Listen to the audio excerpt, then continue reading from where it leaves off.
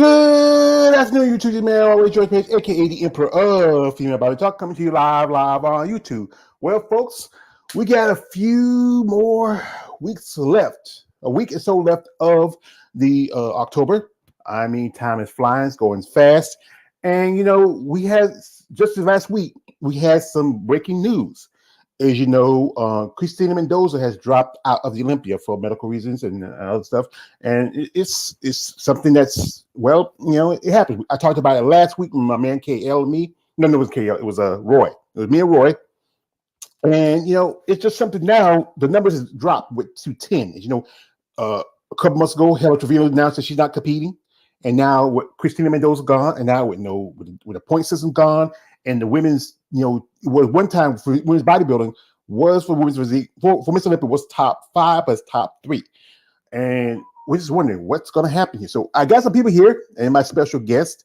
These people are regulars. They're my regular people here. We have here my man Big Keith, aka Scuba Steve, aka looking like the Black Macho Man. Looking like Millie Vanilli. Right, Vanilla. Come on, and also we have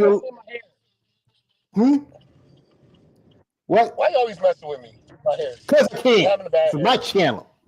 I can mess with you. You're a big man and you're far, far away, so I can mess with you anytime I want. So, and Erin here's a lovely lady. She's my dear friend. I got to hug her some time ago. I hope we get to hug each other again. The loveliest Miss Marianne Wachowski. I was like, you better be talking about me. I am. You're so beautiful. We hadn't had her. She's a lovely lady here. She's a welcome guest.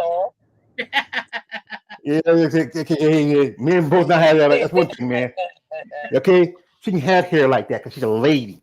You suspect, like the older, first time but an asshole. Well, I'm a smart ass too, so thank you.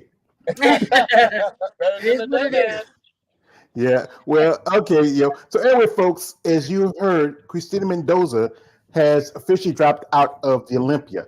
So this year, this is the shortest lineup since I think 99 was 12 women at the Miss Olympia. That was the year where there was almost no Miss Olympia. Don't make me yawn, Keith. So anyway, so now let's talk that will there be another Olympia? As I follow Female Body Challenge said that you might drop a show overseas. It's probably to Portugal because this year they only had 2 days of the show. Or it could be. I don't think it's going to be. It's either going to be. It's most likely going to be to Portugal, and I think I heard that they're not going to have the Masters Olympia next year. I think it's going to be the year after next. I heard Don Solis. Biannual now. Biannual. So yeah, because I heard Don Solis said that during the interview. Why is that? Is there because now you got to have to do a show and qualify versus like putting an application in. You got to do a master show to qualify for the master. We're gonna die before it gets to particular.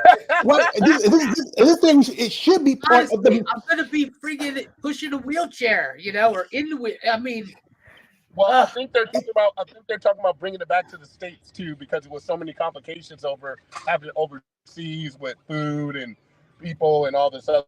Really, it makes more sense to bring it back to the States because. It should be part of the main Olympia. You can stuff it in between the amateur show and the main show. That makes a lot more sense. Yeah, you can put your wellness. Well, the wellness is always going to be football, but you can put the show because you make it like where it's like okay, you have so many because you're not gonna have that many. One thing you're not gonna have a lot in 45 overdoing fitness, so that cuts that out. If you do, you might. I don't know. There's not that many other than maybe Whitney Jones, who's over 40. Most of the girls are still in their 30s and 20s. But I think with no differentiation, it's masters is masters, right? Yeah, masters. So if I were to get in, let's just say, yeah, and I'm 60. Uh-huh. So yeah. I'm 60, and I would be competing against girls 20. Still younger than you. 20 or plus years younger. Yeah. That's fair. Yeah. Well, that's the thing because the plan was originally it was going to be 45 plus for women, 45 for women's bodybuilding, but they changed it because I was telling a certain somebody's wife, go ahead apply because her birthday was that week.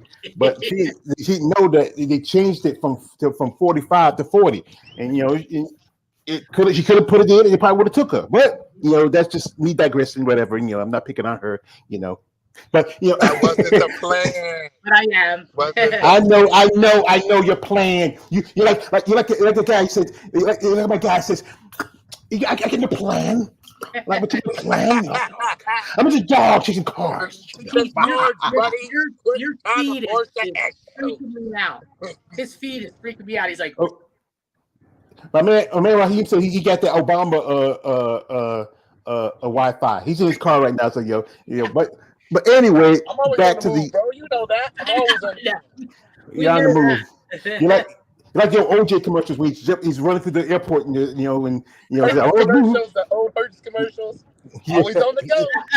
Always on the go. Shout out to OJ. Go food shopping. Go home. Yeah, you got to feed these machines.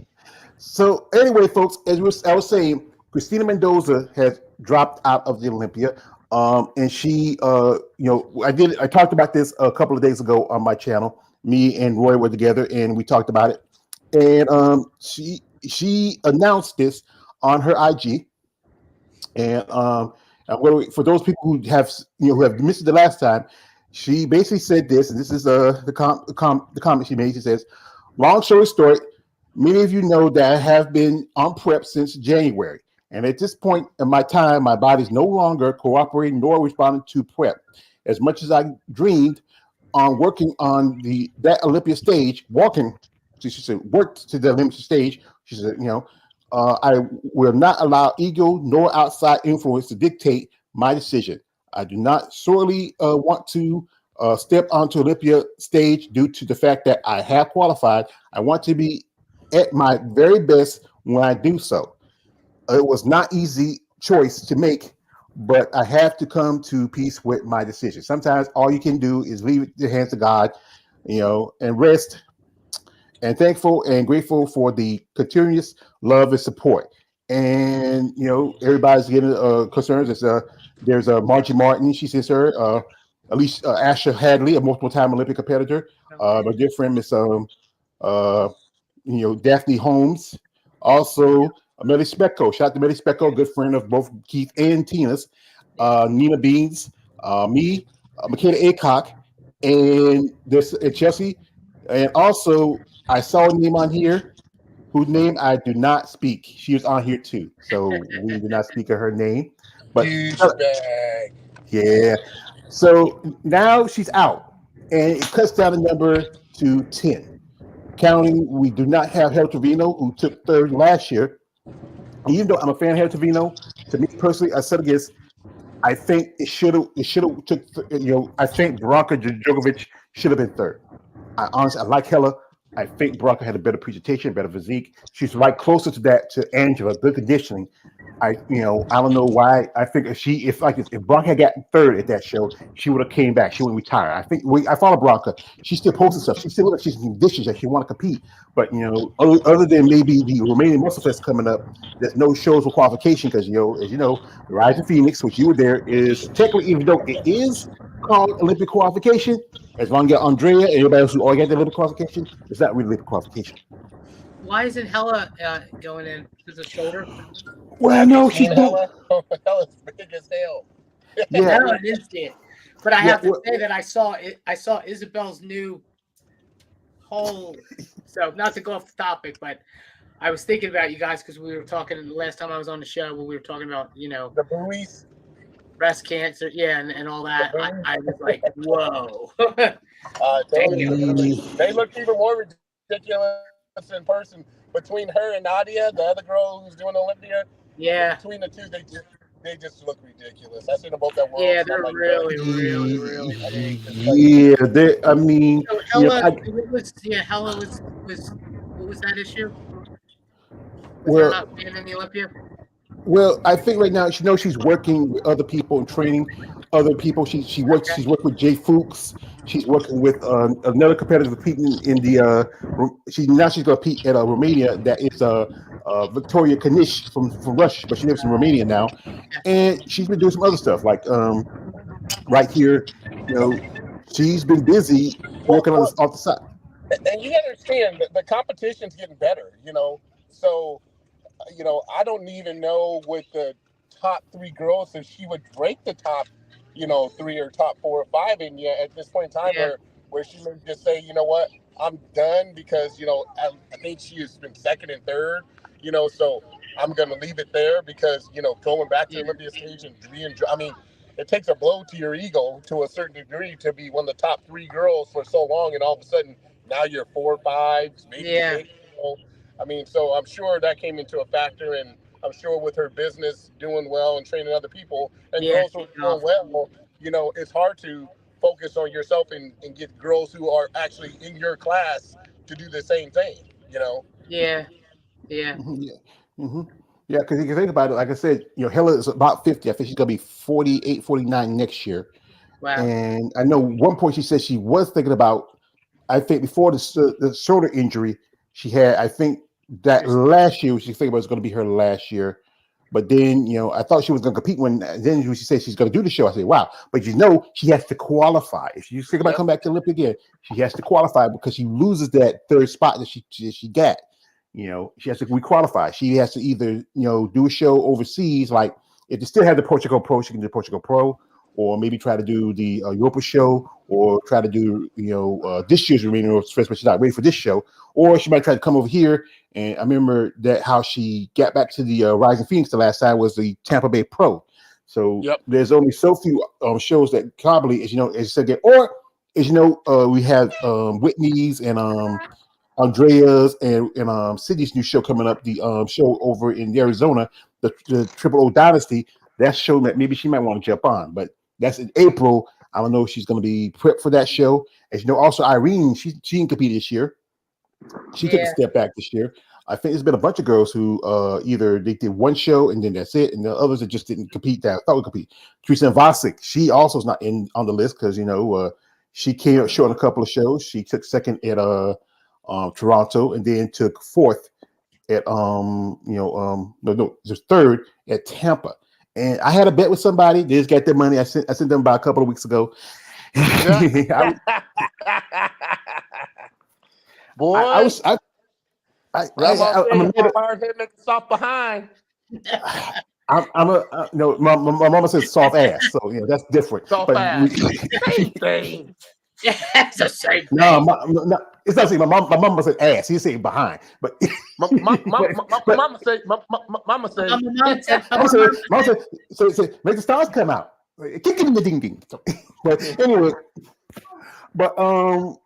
it's crazy. We got some people coming here. We got a man here, Warrior 2000. The Warrior says this. He says, the Miss Olympia is coming in 26 days. Yes, 2 more weeks.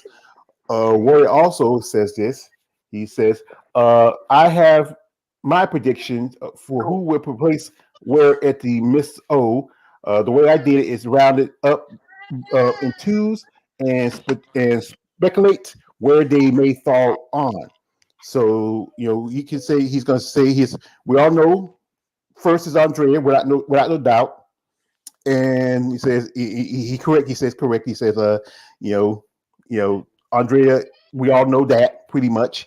This is from KL the Wonder. He says, what up? What up, KL? You want to come in? KL, you want to come in? Come in, KL. I left the link. You can come in. I sent one to Lori. I thought Lori would be coming because I know she said she was interested. Also, we have here, we got a lot, you got a lot of people that clear them out first because they're stacking up real quick. People really have interest about this thing. He says also, this is from Warrior. Says, take a slide. No way, so down. Yeah, I'm waiting. Yeah. There it goes. What everyone on the way and say in KL like says, hi Mary. Hi. Yeah, how are you, honey? Yeah. And also, hi. Come on. Hey, kid, come on, because I left the link in the comment section. You can come on. You want to say hi directly to her? You have to sit this reach a seat and say hi. There are 10 girls now. Yes, 10 girls. And he says,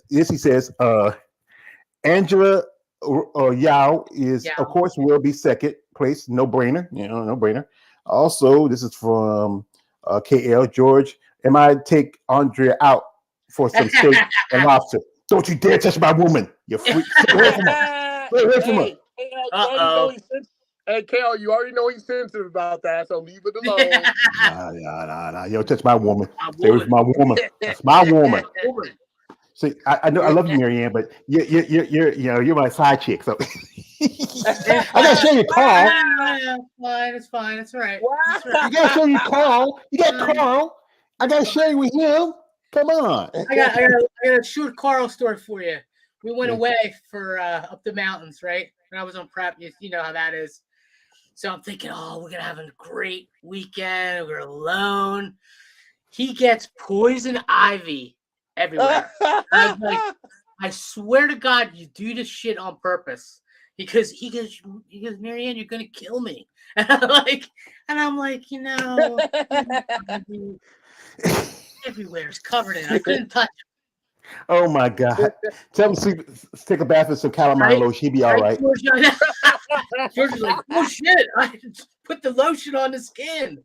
Push the lotion on the skin. Make everything feel better again. This is from also. This is from Warrior says, he says this.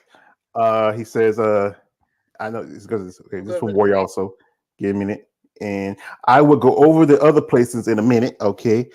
KL has a request. He says, and what's your question, KL? He says, do Bane, bro. Bane. You sure you want me to do Bane? Give me a second. Where is my? Give me a second, and I'll do a Bane for KL real quick. I tell you, boy. It disappears. What? Yeah. Oh, I need that. I need that. You think that you can buy me with your money? You think you have control? No, you don't have control, Mr. Wayne. You say yourself that you think the dark is your ally. I was a grown up in the dark. I then became a man until I saw the light. So there's nothing but black. So it's just a work in progress by Bane. It's a work in progress. But it's a work in progress. So there you go, KL. I hope you're happy. I know you're just way why. So anyway, we'll get back to the rest of the comments. But I think with this low numbers, with losing shows, Puerto Rico is one of the shows I'm surprised that that's a Tim Gardner show. When I saw that it was dropped from the list this year, I mean, what happened? It was on the list. This year it was gone. When Shauna went that show last year, I actually met Shauna that a couple weeks after she did the Puerto Rico. And then with the indie show, because the guy who was running, Dave Brower, he just wasn't making any money off of it. And that was the year they had women's bodybuilding, and I say, okay, this could be a great show. Part of the problem is the number of competitors, George. I mean, it's like, you put on the show, in the production, everything, and part of his competitors that just not getting enough girls to do the show, So with that being said, it's just like, with this whole thing, the future of the sport is what? Now that you've taken the point system out of the whole deal, that's why you have 10 girls, and there's the girls like, who was the girl who placed second to Christina? I mean, we talked about this before. Oh, Jessica Martin. Yeah. Jessica Martin. And then the girl who played second at Tampa.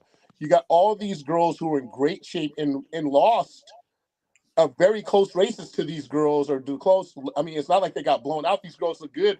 And it was like comparing, like they say, apples to oranges that are now out. So that's what happens. It's a bad thing for the IFBB, and I'm sure they're going to have to reevaluate it if they really care that much about women's bodybuilding and the sport in general, to sit here and say, do we bring back this point system for certain classes that the numbers are low, or do we keep it the same? And again, at the end of the day, it's hard for a girl to sit here like, Chelsea won the Spain show, but it's hard for a person to be able to justify saying, okay, I'm going to go do Spain, like when we were talking about Teresa possibly doing it. Well, you go over there, you spend all this money, and you only win 2 racks. It's like, really? Yeah, It's like, I mean, it's like, you know, why do it? to possibly, and now it would make more sense if you had a point system and say Teresa was a point or two away from qualifying, or any of Nikki or any of or Jessica or any of these girls. But it's a difference, you know, when a girl has to sit there and say, shit, I'm about to go over here and spend more money, and if I don't win, I'm out. So I'm sure that's not an easy. That's it's an easy answer for these girls to say and says, I ain't doing that shit. I'm not doing it. You know, because I'm gonna be out more money. You know, and all this other stuff, and that's the biggest part of this whole problem Yeah, and puzzle was, you know, when are you in or out? You know, and if you're out, and what? Remember, two of those girls, Nikki and Jessica, both took a year to 2 years off and came back better and still lost. And yeah, now we're sitting at 10 girls at the Olympia this year, and that's, I mean, that sucks. I yeah. mean, That's compared to awful. in the past, I mean, let's be Yeah, honest. that's Mhm. awful. Yeah, and that's, see, the thing is, it doesn't give incentive to compete if you don't, because a lot of they feel like, had the point system that gives an incentive to, okay, I do the show. If I can do, like, I think Michelle Jen, who was at one point leading at points, I think she did 2 or 3 shows. Name would do that speech, she did at least 3 or 4 shows. A couple others were doing multiple shows because the point systems gave them that opportunity. I got to just get there, and then I can compete for. I get make the Olympia. And I know people like, I know the female body challenge, they're not a fan of it because they feel like, it should be the best of the best. But here's the thing with women's bodybuilding, really is so few opportunities with shows cut, with just has a couple shows overseas. They just got some new pros. 3 of them were nothing but physique, where they only had 2 women competing in women's bodybuilding, but no new pros. And Europe is really, I think, and I say this, I made a comment on it. I said, like, more women should, if you do a show and you see 20 physique competitors and it's only 3 or 4 female bodybuilders, jump to the division where all you got to do, just basically know the mandatory poses for women's bodybuilding. You don't have to compete as a But bodybuilder. I mean, but that's not true, because some people remember Heather Grace. I mean, Heather Gracie tried to do that, remember, and she didn't do very well in women's bodybuilding. Mhm. Yeah, You she know, she didn't. tried to jump over from women's physique and Yeah, go into women's bodybuilding, and it wasn't. She did to Puerto Rico and was third, but it wasn't as, it wasn't as easy as just jumping in there. You know, With, and Heather with, Gracie with, was a with, with top. Heather, she didn't really, she was doing mostly physique poses where she should have been doing the more bodybuilding poses. I think she needed more time. A lady who I interviewed a while back, Sergeant Stacey Nunez, she did that show. I think because there was that many ladies, she took fourth. But it's just that you should be prepared. This is the amateurs. You got to think about it. I don't want to say too much about the pros, but for the amateurs, where you can double dip if you like. I know it's cost to do 2 different divisions. yeah. The cost is crazy. Cost Mhm. is crazy. Yeah. And So I would say, we have to understand, these girls are not doing shows. These pro girls are not doing shows, because understand, the only thing that's free is, is signing that contract. Well, it's not even free, because you got to buy IFBB Pro card to be able to do a show. And in the masters classes now, shit, you still paying you're paying to play. But at the end of the day, what we're talking about, like the Spain show, Chelsea, what won $2,000? Did that 2,000 even euros. cover? Yeah, euros, but did that even cover her expenses? I mean, think about it. You're flying from Vegas to Spain, Right. hotel, hair, makeup, and George, we talked about this last week. At the World Championships, it was $180 just for makeup. And Yeah. then we're not talking about hair, we're not talking about Tanning. tan, we're not talking about $400 for a room, we're not talking about transportation, we're not talking about, so when you start adding those numbers up and sitting there saying, that's like people like Teresa and other people are sitting there saying, is this shit really worth it? Because I Yeah. can make more money doing some other shit than doing this. Exactly. Yeah, You yeah. know, Because Marianne, you were there at the you competed at the World Championships. That's Yep. been like a couple of months ago. Yeah. I'm still trying to recover from it financially. and what was the cost to do that is the question. Yeah, I had to pay. I had to pay. Was it 200 per class? It was $100 a ticket to get in for my family, so 8 of them, so 800 for that, and then 400 to get in, 100, and then everything went up. 160 for makeup, 160 for tanning. See It's what I'm just, saying, George? I'm like, and then here's the thing. At people the who end of the day, won. You can people who chase won after got something, but $300, $300. $300, and that's not. Yeah, That's the not. That's second place bodybuilder got. She told me she got 300. and guess yeah, what? They own that $300. That's their own money that they just splitting and dividing up. Right. And they had. I really thought that they were going to have good prizes because I figured they're charging all this money. So I'm like, cool. They're going to give it to the winners. Nope. Nope. you know that I asked the girl. I said, "Do you mind if I ask what you got?" And she told me, and I was like, And let me tell you, a lot of girls that I talked to all felt the same. They felt that it's not working for us. And the one girl that I talked to won her division. And in the masters, people have to understand it's no different for men and women. It's the same thing. Basically, what they do, because I won it 3 or 4 years ago, the Master Pittsburgh Pro. What they do is they take the money that they said the amount of guys in your class will take that money up, and then that's how I think I won like $500. I'm like, are you fucking shitting me? I'm like, seriously? Yeah, like, are you I mean, that kidding even covered me? my hotel. Right. Seriously, it didn't cover my hotel. So it's really offensive. It would really go. Yeah, for even like, doing it. I mean, you might as well just give me a trophy or something, but don't give me the money because it's like, again, it's that pay to play shit, so and it's just ridiculous at this point in time. And they want to bring all these master shows in, but they're not treating the master classes like they're treating the open class. And that's what the girls were saying to me. And also, I believe this Masters should be also included as Olympic qualification. That show, the World Master Show, I think they just showed with Daytona where they had they had open class for that show. Was generally it was mostly a master show. The Legion's Fest show is technically a master show, but the lady who won it, she just debuted this year. She was competing in figure, but she won in women's physique. And then you have shows like the Ultimate Classic, which is technically a lot of competitors are a lot older. Is probably one of 2 or 3 borderline master level open shows that qualify for the Olympia. We got here. This is from KL. This is from my man War 2000's KL the Wanderer. George has to meet Andre Shaw first. I'll meet him someday.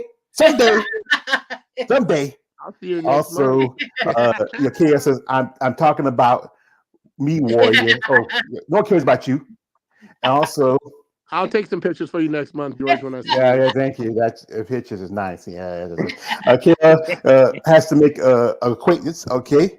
And here goes. This is from him. This is from Warrior again. He says, "You're trying to steal Andrea from George." Yeah, he's trying. My old partner, he has hand on her. My old live stream partner, Jarrett. Dude, I'm talking about me. I'm going to take out Andre Shaw for steak. Nah. You better stay home. Eat a peanut butter sandwich, man. Eat a peanut butter sandwich, brother. Yeah, you can stay home. Also, this is from Blu-ray. Shout out to Blu-ray. Hadn't seen him in a good while. And Blu-ray says she looks great. Yeah, I think she does. Also, this is also from Warrior. Warrior says, "Don't take George's girl. Andre Shaw belongs to him." KL. So thank you for supporting me, Warrior, for my session and my stalking of Andre Shaw. I know some people don't understand it, but she is a beautiful woman, and and I can't help myself. So, with the numbers now getting shorter. And so few shows. It's talking about, like I said again, the Portugal show might be dropped, or I think it's most definitely. I believe it's the Portugal show because actually, I said this year they only had 2 competitors. Last year was 4, and the year before was 6. This, so few women. I remember I did an interview with Tiana Flex. She lives in South Africa, and she's doing the show in Romania in like about another month or so, and it's a lot harder for these competitors overseas to travel, even though there's some countries that are really close. You can get you can go to London to Paris in the high speed train, but then others are a little farther out. And then there's some competitors who are from other countries, but right now they're going through some situations they can't compete. Most definitely, do we know why it has to be Romania? Like, why did they do that? Because that's Alina's. That's where Alina's from. Alina Popa's from there. Yeah. So that's they got a good tie and they got a good line of things that going on there because of her and Jake and the things that they negotiated over there. So and also stuff like that.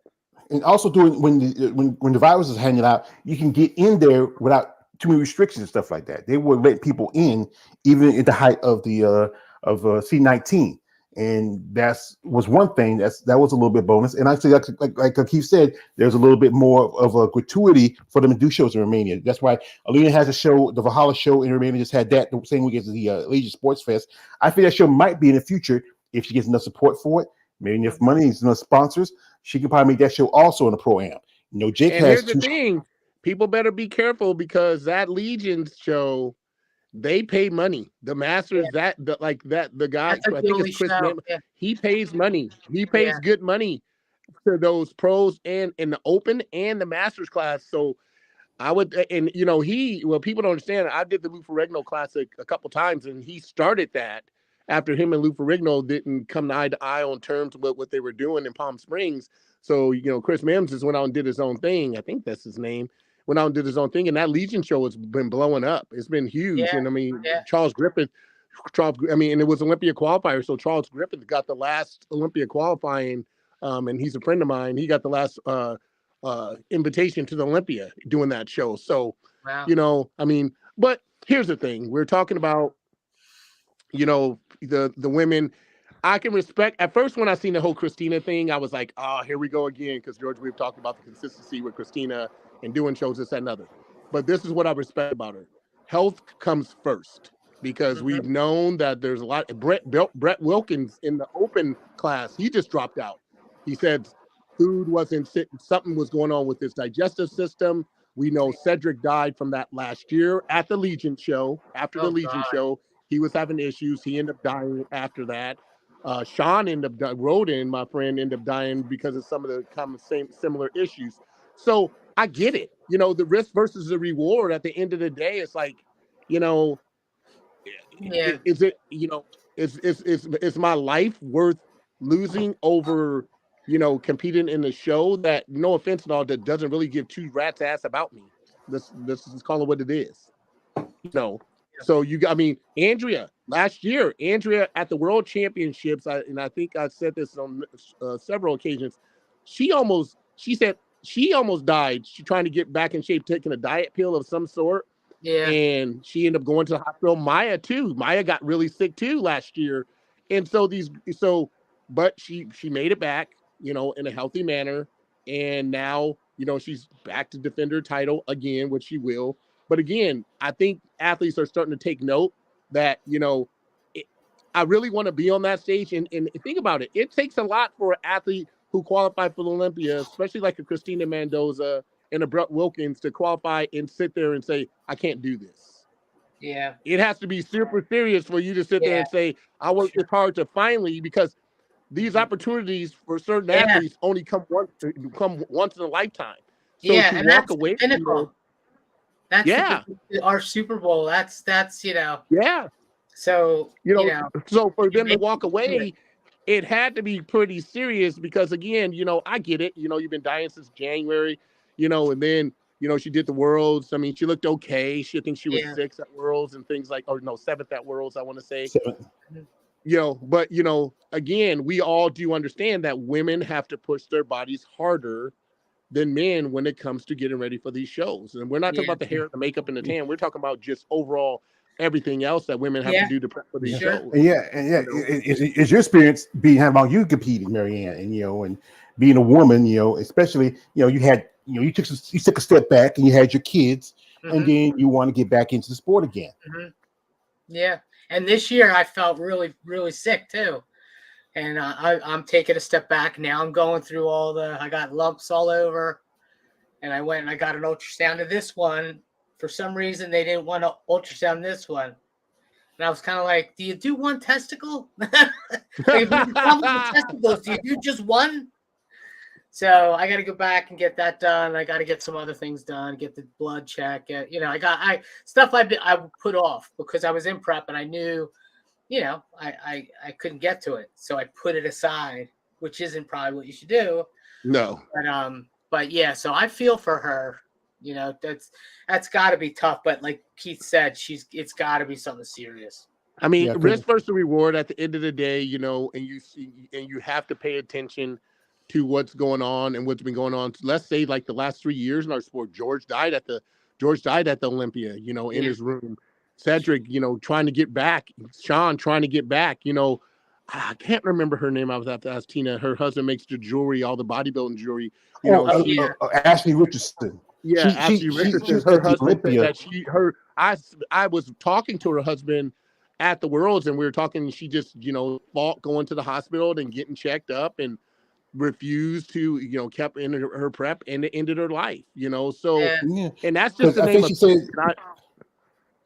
She said she was planning on switching divisions because she felt like she was not doing because I saw her at Savannah, and she was there at the booth. Probably said, I wish I should have came talk to her, but that was I didn't want to, I was just my first time in the show. I didn't want to, but she's a person physique, and it's my first time, meeting these ladies, but I break it down. I'm trying to break that, but it's a tough part. I remember this was that her debut at the Olympia. Ashley Jones was there because that was 2021, and she dropped out last minute. She was right there at the show, and she had to drop out.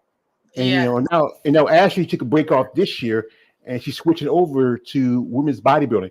And if you go to my IG, I posted something. I'll pull up really quick. It's on my IG, and I posted this. And this is also my man Roy. He talked about this too. How we did a little comparison because I do my comparison videos like Marianne, you've seen them before. I talk about how some ladies are like this, and it was like some pictures I took. I've talked about this. I posted these pictures before. And and I talk about how some women look like they could be the next level for the upcoming future. Ashley is switching over to women's bodybuilding, and it's probably better for her because she was at one point she was figure, and then after couple of years as a figure pro, she decided to switch over from figure to physique, and Roy, shout out to Roy, he posted pictures where he took a comparison between Ashley and Andrea. And if you look at it, he set up a little bit, he kind of a little bit, maybe so, but not so much so because Ashley's a short girl. I think Ashley's like 5 feet tall. And and she's she was, I think she took 11 at the Olympia that year. And wait, what's this wrong place? Photo. Sorry, that's the birthday video. And here you see the back. Because you can see how much the difference in their sizes. Because especially Ashley has a shorter torso. And then I posted this of Ashley and Margie Martin. And I see you can see Margie, you can tell because Margie's much older. Margie's in her 40s. Ashley's, I think, in her mid-20s. And you can see how really, even as a physique competitor, she's a lot more conditioned. Even the lats, look at her arms. She's looking right here, the front lat spread. The physique girls don't supposed to do front lat spread, but she did it, and you can see how much bigger she looks, even though she's shorter. Even though she bigger she is compared to Margie, and conditions a little better because Keith was there. He said Margie's soft in the back because Margie has killer quads. That's the one thing about Margie, so quads, and that's different here. Margie made a comment, and here it is. He says, first of all, these portions pictures are absolutely off the girl too tiny to be even close to be compared to either one of us. I'm always the biggest one on the stage, and you think she got a long way to go to get to Andrea. She definitely has a long way to go to get to me. Get your shit straight. Well, I'm going to address this because I didn't want to address it now on because I won't do as much. I respect you, Miss Martin, as a service person for our country. I say thank you we appreciate your sacrifice you made for our country in the United States Marine Corps. But, ma'am, you got to remember, you've been in sport for a long time. This girl only has been a pro maybe 4 years. And she's already at the point where she's surpassing you. So I understand that you don't want comparison, but she is surpassing you. Maybe in another year or two, maybe she might get close to Andrea, but she's already as a physique player right now. At that time, her condition was just a little bit better than yours. Even though you took fourth at your show, she took 11th, but that's a different division, different criteria. And I love her. Yeah. What? Keith, your mic's off. Mike's mute. Conversation. It was a conversation that was had, and I was standing there during the conversation between Miss Alina Popa and Miss Margie after party at the Worlds a couple years back. Well, it was the year. Let's see. It was the last year that Alina had won it, and he has that Obama live stream. And Margie didn't like what Alina had to say, but at the end of the day, it was factual. Alina looked at her and says, "Come in better shape. I'll beat you because I was in better condition." Margie has I met Margie a couple times and really never had many conversations. I remember she was talking shit one year to Tina when Tina first was a rookie season, and Tina was wearing kind of a velvety looking suit that Melanie gave her, and she's like, "Nobody wears stuff like that," like kind of trying to fuck with her head. And Margie, she's a funny person because she's a positive but yet negative person from what it sounds like. And it's like your time has passed. You stepped away from the sport because you're doing other business ventures or whatever case may be. So just leave the shit alone. Right. Exactly. I'm like, and at the end of the day, there's this hybrid, and again, we can sit here and compare this girl and put her picture up to Andrea, but at the end of the day, it's one of those things where until your ass get on stage and you're standing right next to her, that's a whole different ball game. Absolutely different ball game. And didn't she just have a velvet suit on? Didn't one of those pictures have? Yeah. I think and Margie tapes her shit like I've seen her tape her because she has Margie started off as a big girl, so she has some issues around his abdomen area, so she tapes and glues her suits to hide some of her flaws and weaknesses, which these other girls don't. They don't.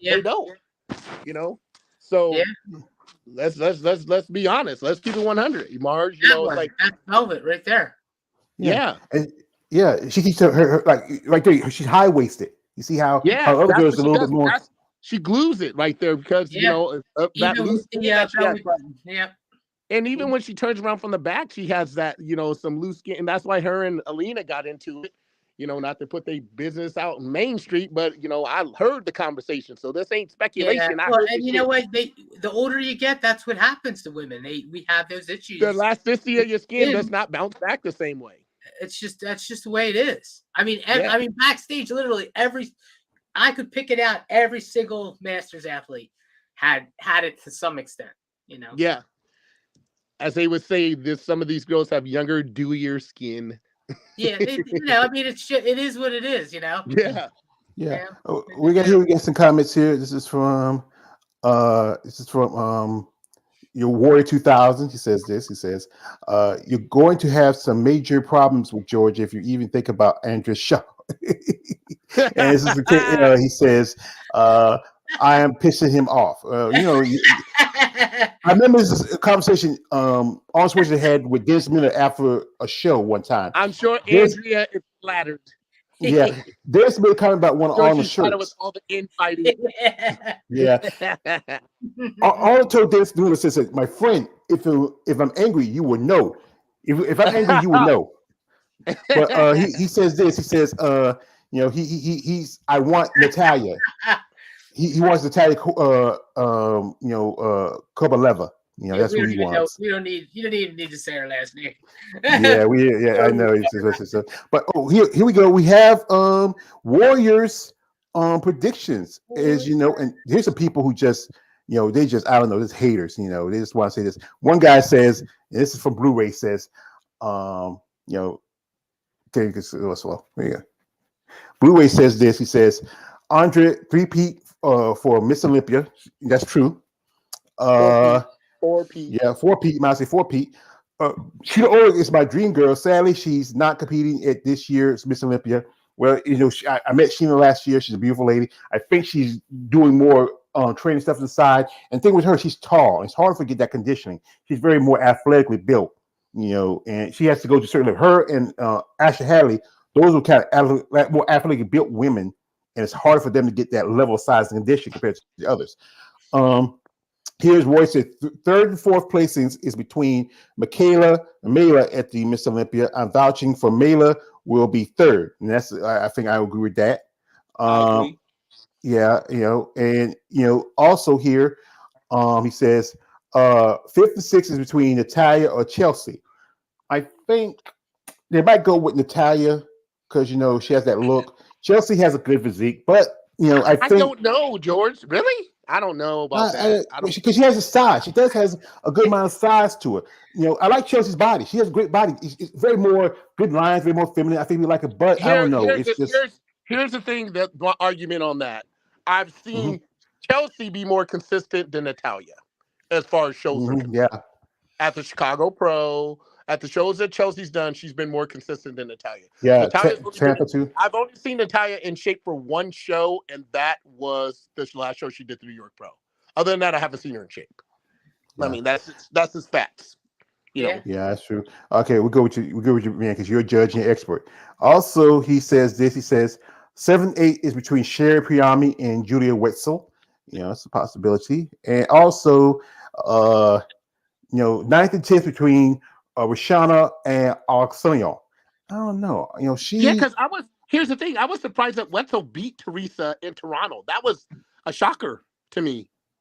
And I didn't really see it that way, but Wetzel, I mean, and she's from my neck of the woods, but remember, that's the show she beat Teresa in. Wetzel. Mm-hmm. Yeah, because I think one thing was I remember she doing an interview where she said that she was just her condition was off for New York.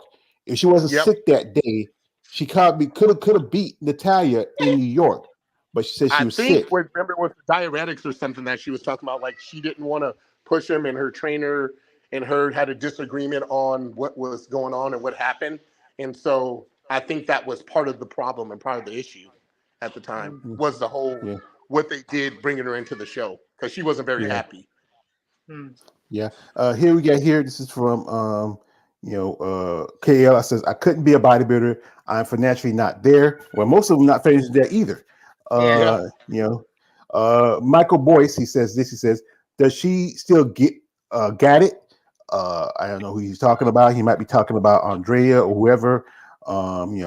Also, this is from KL. He says Margie was coming for you, like the George needs to confront you on your muscle. Well, I actually one time I was talking to her IG, telling her it was like a little bit right after she retired. I said, you know what, you want to come on? Like we saw somebody commenting and we talking about stuff, and it was like I think it was like a female bodybuilding post. A female bodybuilding channel post. I said, if you want to come on, I'd like to interview because, like I said, I'm a fan. I love her physique. I love her body. I'm a big fan of Margie. But she said, "Nah, I don't want to talk. I'm not in sport anymore." Yeah. And she talked to these. She said she don't want to fucking talk about the sport anymore, but she's always chiming in her little 2 cents in on everything. Yeah, it was not very nice. Like the comments that I mean, what the hell? I mean, you've been in the sport. With the sport, walk away. But she always chiming in on some shit. That's the thing that drives me nuts about Margie. I even asked her what she think about. Yeah, actually, if you think about becoming like a sponsor for a show, a promoter, like if you feel like bodybuilding needs, hey, she's doing pretty good from because I think she got a business now. I believe she actually, I don't know if it's true, Keith. I think she runs a weed dispensary somewhere in Las Vegas. That's why she lives in Las Vegas because weed's pretty much illegal there. Because she had that part of that dude. Because I remember there's a picture of her sitting there with 2 bags of weed and she's going to spread eagle. So and then she has her OnlyFans, and it's somewhere I've seen it, and if I can, I'll find it. 2 bags, 2 bags, and it's just if you feel like, if you feel like you should step up and say something, do something. I understand that you're doing your own thing, but even if you're not even competing anymore and you still feel like you're a fan of bodybuilding, we can use women like you. Look what Andrea doing. What's Cindy doing? Andrea, Whitney, and who's the other girl that are putting together the deal? Yeah. This is from KS said, you rattled her, George. You rattled her case, George. Well, I wouldn't need to rattle her. It was just something with me, another guy we have talking. We say like, well, if you go compare Ashley to Andrea, I'm gonna say somebody who's a little bit more close to what's is I think, like I said again, Ashley is getting to that level where she's, by the pictures I showed, this is with Olympia. What he did was took pictures from Ashley, like photo session, and pictures from Andrea from Olympia. I took pictures from the actual shows they both were in. And even though that Ashley was, I think she was 11th at that show, and Margie was 4th, still she could have been top 5, top 6 compared to women's bodybuilding. This is from KL. He says, "Right, Keith, the mouthing off too damn much." Yeah, and also he says this. I ain't mad at Margie. Wait, don't have to imagine Margie. This is from man Derek Bailey. I see him a while here. Derek Bailey says, "Salute all the way, George Page. Salute to you, Derek. Thank you for coming through, brother." It's just what can be done. Are they going to bring back? For one thing, is they took away. It was supposed to be top 5 for women's bodybuilding. I think you should bring that back. It makes sense because if you have for men's open, and women's bodybuilding is the second oldest division in bodybuilding right now. Why not have? I think we're like this: the two divisions that really need that top 5 spot in the women's is women's bodybuilding and fitness, because there's so few show opportunities for them compared to bikini, where it's like, compared to competing has at least 1,000 shows.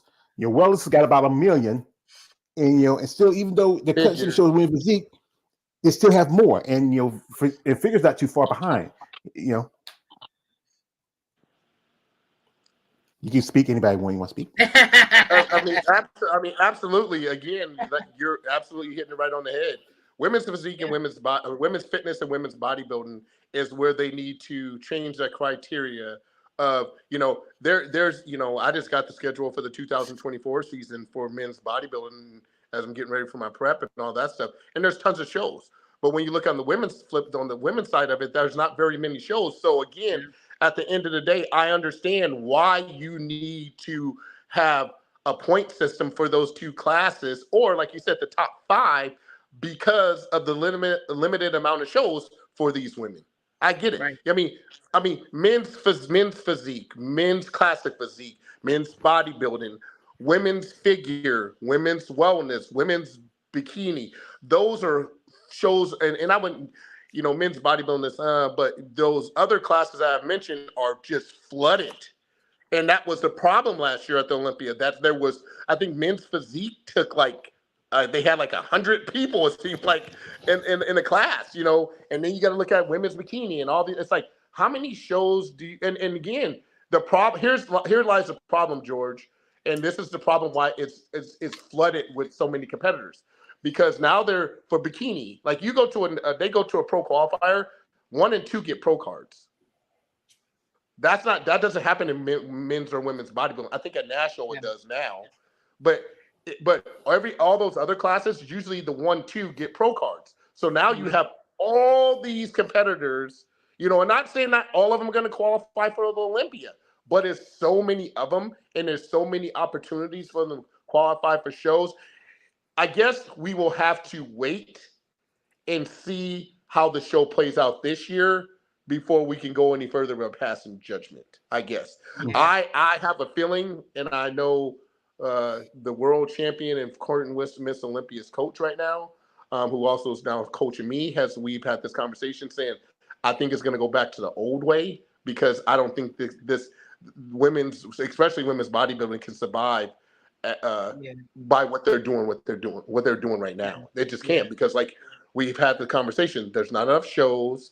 And at the end of the day, if these women are making, let's say, 5,000, 6,000, like I think open for us is like 10, maybe 20 at certain shows, depends what shows. But if you're looking at a woman, if I'm looking at Marianne and sitting there saying, well, you just did the same show and probably put just as much work, and I just made 10 or 20 and you made 2. It's like, what the hell? It's like, it just doesn't make sense. So it has to be something. And I know we've talked about this too. We've beaten a dead horse about the money, but again, that has to come from someplace else. because that's the biggest issue with these girls wanting to compete, because they're saying like, oh well, fuck yeah, you're gonna have 2 girls in Portugal because it's in Portugal. Have you looked up a plane ticket what it costs to get to Portugal? It's hard enough to just do the U.S. Well, let alone. think about it. Mama, what was your expenses, your personal expenses to do this last show that you did? The last show? The Worlds. I don't even want to think about it. I mean, it was at least. I mean, we rented a house. Like I said, right now I'm still trying to claw my way out of it between the trainer, the nutritionist. But here's the thing. Even if she would have won this, at least $5,000 probably for, Even if think about it. Even if she would have won the show, what was the top prize money was maybe $300. I would still been in a hole. Exactly. So it's like, come on. And that's Masters. And Open is not very far off. Open is not very far off. The World Championship and the World Championships in the Olympia is where these girls can get their bread at. They ain't getting their bread or eating from any other place. It's 50,000, 25. Was it 50,000, 25, 12, 10, 7, 5 or something at the Worlds or whatever? Because only the top five get money. 6th place only gets a medal around her neck. And then you got most muscular. You don't have all the things that, which was nice before at the Worlds because they had the video, the most muscular, the best routine. They don't do any of that no more. It's the winners. They don't do any of that. Top 5. They don't do any of that. Here's the thing. We, as a master, you can appreciate it because that money, and I know this because it was said to me, that car money that they were giving the car away has now been allotted to the Master Olympia. So I think now, after bringing it back and introducing it back to Master Olympia, the biannual thing, from what I understand and what I've been told, is because they have so many master shows, then you have, like, I think the last master show I won the Baltimore Pro Master Show. And so that would automatically get me into a show. But now that they've bombarded, the IFBB is now saying, okay, we're going to put the Master Worlds, we're going to do the Pittsburgh Pro, we're going to do all this stuff, but now you got to qualify. Versus last year, it was an application, and not everybody got in. I was just saying, it was an application, yeah. Yeah, because I know Ray had an interview with Melanie Hoyt. She applied. She thought she had a chance to go, but then she didn't get picked. And Melanie, she's like, because she wanted to go to that show because she wanted the opportunity to compete there.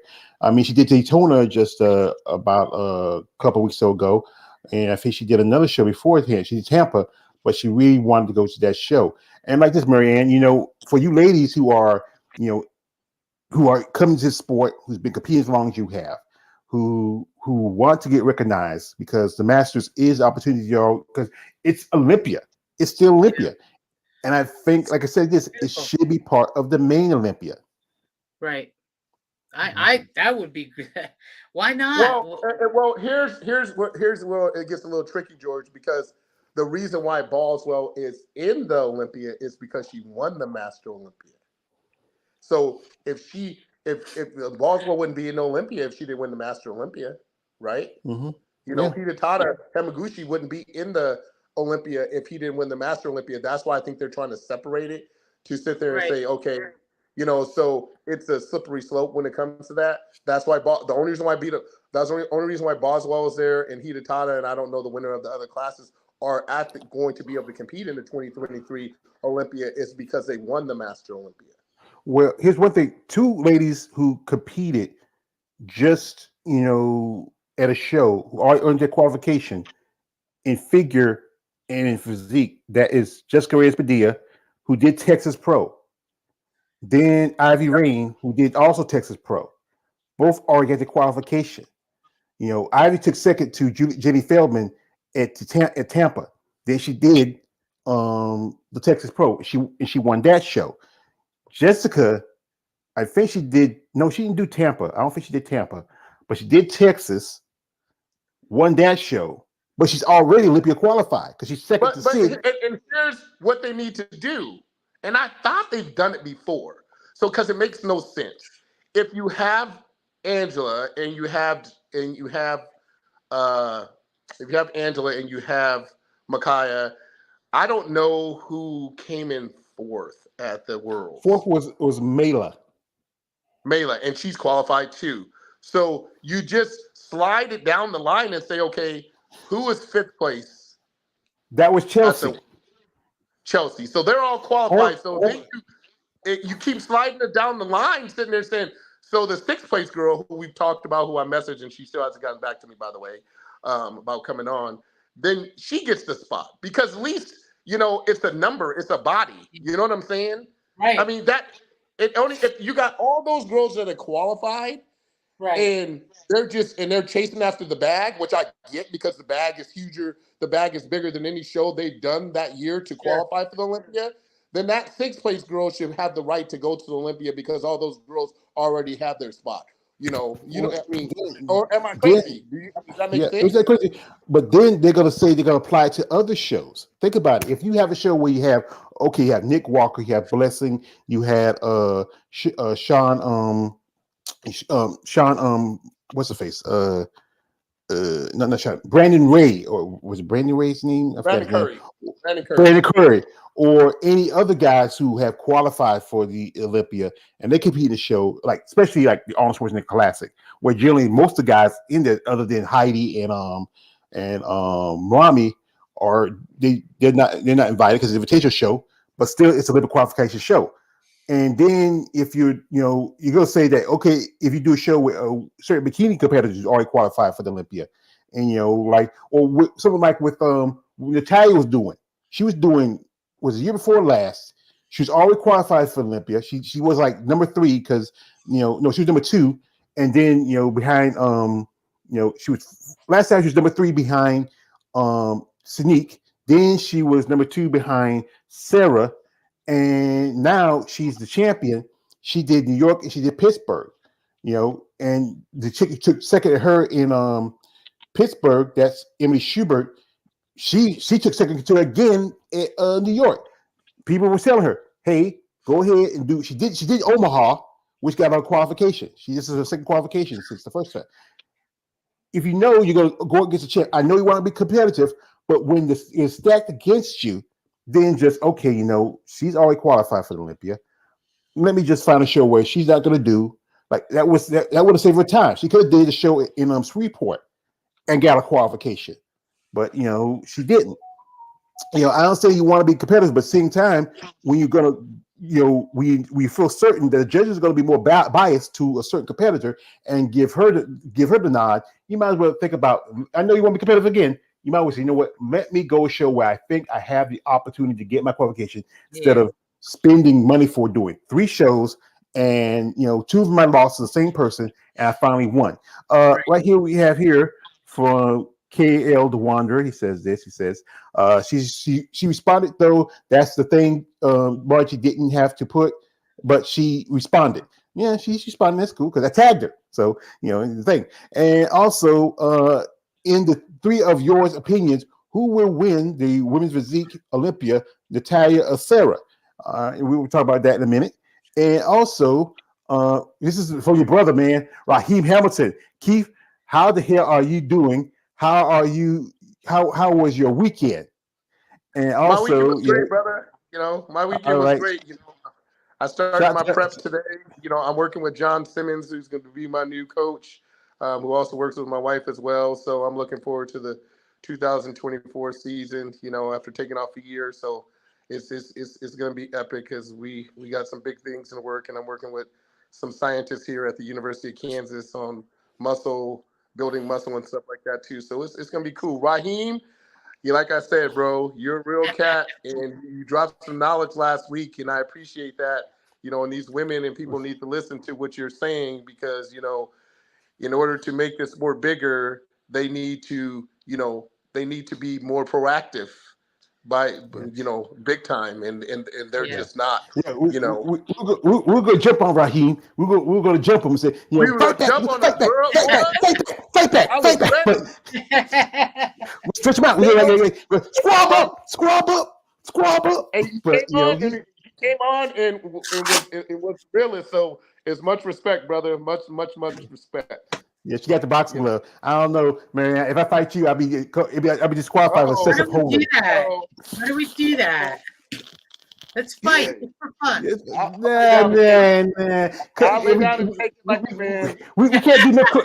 We gotta fight a distance. We can't do no clutching because you're attractive when you smell good. I like a badass girl. Also, this is from Michael Fears. Hello, folks. Hold there, Mike. Hey. Through. And also, this is from right. He says that 10 compared to this is a very bad for the business. Yeah, but like it was like 12. I mean, about a few years ago, about 99 was 12. But we're gonna dip. Oh, I gotta still my tongue. But here's the thing. Hold on.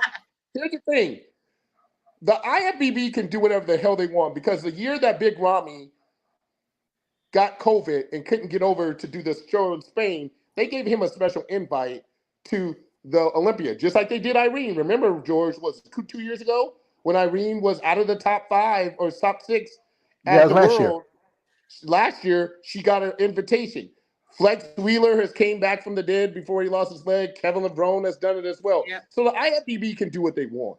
At the end of the day, if they wanted to bring, Jessica or Nikki or somebody who they thought could possibly be ready for the Olympia, they can bring these girls in to the show to bring bodies into the show to make it a little bit more, competitive. But they're not doing that. Yeah, why? I better do it. One girl who I follow on social media. There's a couple of grades I follow, but one was definitely I follow. She competed last year at the Olympia. It was her first Olympia. She's from Brazil, Lavinia Barros. And Lavinia's getting ready for the Romania. And that's just the week before. I don't know if she would want to travel like that, but she did do as well. She took 15th. She was right behind Donna at the Olympia last year. But I follow social media. She has she's really transformed herself because she had gotten some accoutrements now, but Lavinia looked like if she wanted to, I know she's focused on Romania. They could invite her, and I'm gonna pull up here because this girl, she's young. I think she's just 26, 27, and yeah, and she, she's just. Damn. She's off the chain. Wow. I mean, and this is like Anne Lorraine Moon. This is one thing we can talk about. This is Anne Lorraine Moon. She is in physique, and she don't want to switch over because she feel like she'd be too big for she feel like she won't be too big, but she posted that she's at 178 pounds. Girl compete in? Physique. What classes does girl compete in? Physique. That's crazy. This is Anne Lorraine Moon from France. Insane. She's physique. She's been the multiple time. She's done like 1 year. She did 3 shows in physique and on her qualification. She on the qualification at Vancouver this year. And Anne is, this is where we talk about maybe you change the criteria. This will force someone like her to go up to Women's Open. She don't want to go. I saw a picture with her and Judah Russell. It should be on here. Her and Judah will stand together somewhere. And, this is from, when she was at the Vancouver show. And, that's Anne in the middle. And, and she's a little bit more closer, even though she says she wants to be physique, she's getting to the point where she's getting bigger. And if you're at 178 right now as a physique competitor, there's some women who are at 178 right now as bodybuilders. Yeah. And as I was mentioning, the other girl, I'll pull up in a minute. Lavinia, who's like I said, she's in her early 20s, and she looks like she could, if they give an invitation, because she took 15th at the Olympia. She just has, and she looks like she could be ready. Yeah. She's impressive. Yeah. Wow. But the thing is, she has to travel from Brazil. You know, and then she's planning on doing Romania. I would say maybe try to do another show, but you know, the Romania is the qualification for next year's Olympia, and she's impressive. I think she has. She should get an invite just for the hell of it. Yeah, She can do it. yeah, She can do it. definitely. Right. Yeah. We got here some comments here. This is from Warrior 2000. He says, yeah, Raheem will. Well, unfortunately, Christina Mendoza dropped out. That's true. He said that. Also, Raheem says this. He says, George don't want to box me. I work out 7 days a week. Well, brother, I'm a country boy. I don't box. I wrestle. You know, and then I fight dirty too. I fight dirty too. So you know, I ain't trying to go hand in hand, saying like slap your hands, slap your hands. But also he says this. He says IFBB doesn't know how to promote their bodybuilders. Well, the thing is, it's supposed to, because that's the competitors are the product, but it doesn't promote. It's like how just a conversation with my man, CS Combat Sport, my brother Shelton Harrison. We talked about how Conor McGregor, he's a big star over there at UFC. You know, they try to give him a fight, but he might not pass USADA because Dana White beater is trying to get USADA out because if his boy don't pass, he don't fight. And I don't know. I think when Conor doing anything, you've seen pictures of Conor McGregor lately. He wherever he put in that whiskey, it must be horse piss because or something. Because yeah. Also, this is from Raheem. He says this. He says, bodybuilding needs personally, and we are willing to do the media to bring the light to bodybuilding for people who don't know the sport.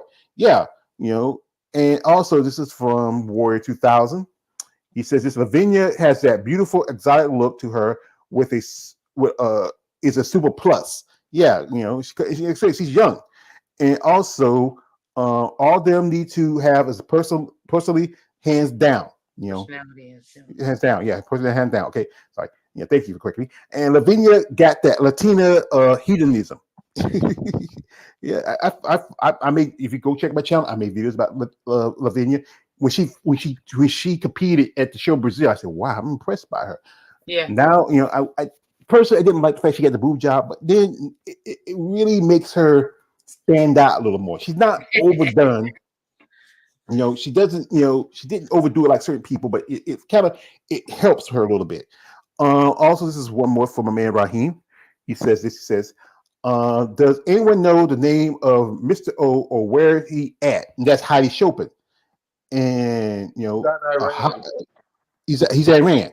So the funny thing is, Mona Persley is from Iran, but because the tradition is different between men and women, Heidi can come out on stage butt naked, but Mona can't because I think she said she can't even go back home. I don't know. The big question is I know Keith was talking to Mona last year, and then she almost didn't make it by the point system.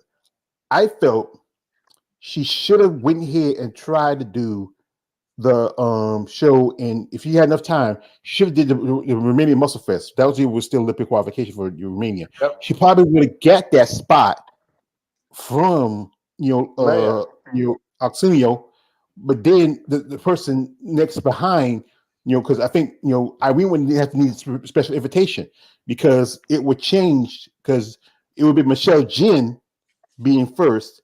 Then Naomi That Speak being second, and Irene get in by points, But Irene did because Irene did a show in Romania that give the points, but she was just a point shy from because Naomi Did Not Speak. She did a show in Spain. She already had points from both the indie show and New York, and I don't think she did the show in Romania. She just showed in Spain. No. Yeah. So. But she wasted that. I mean, but George, I gotta run. Yeah. I gotta meet my training partner and do legs. We gotta split.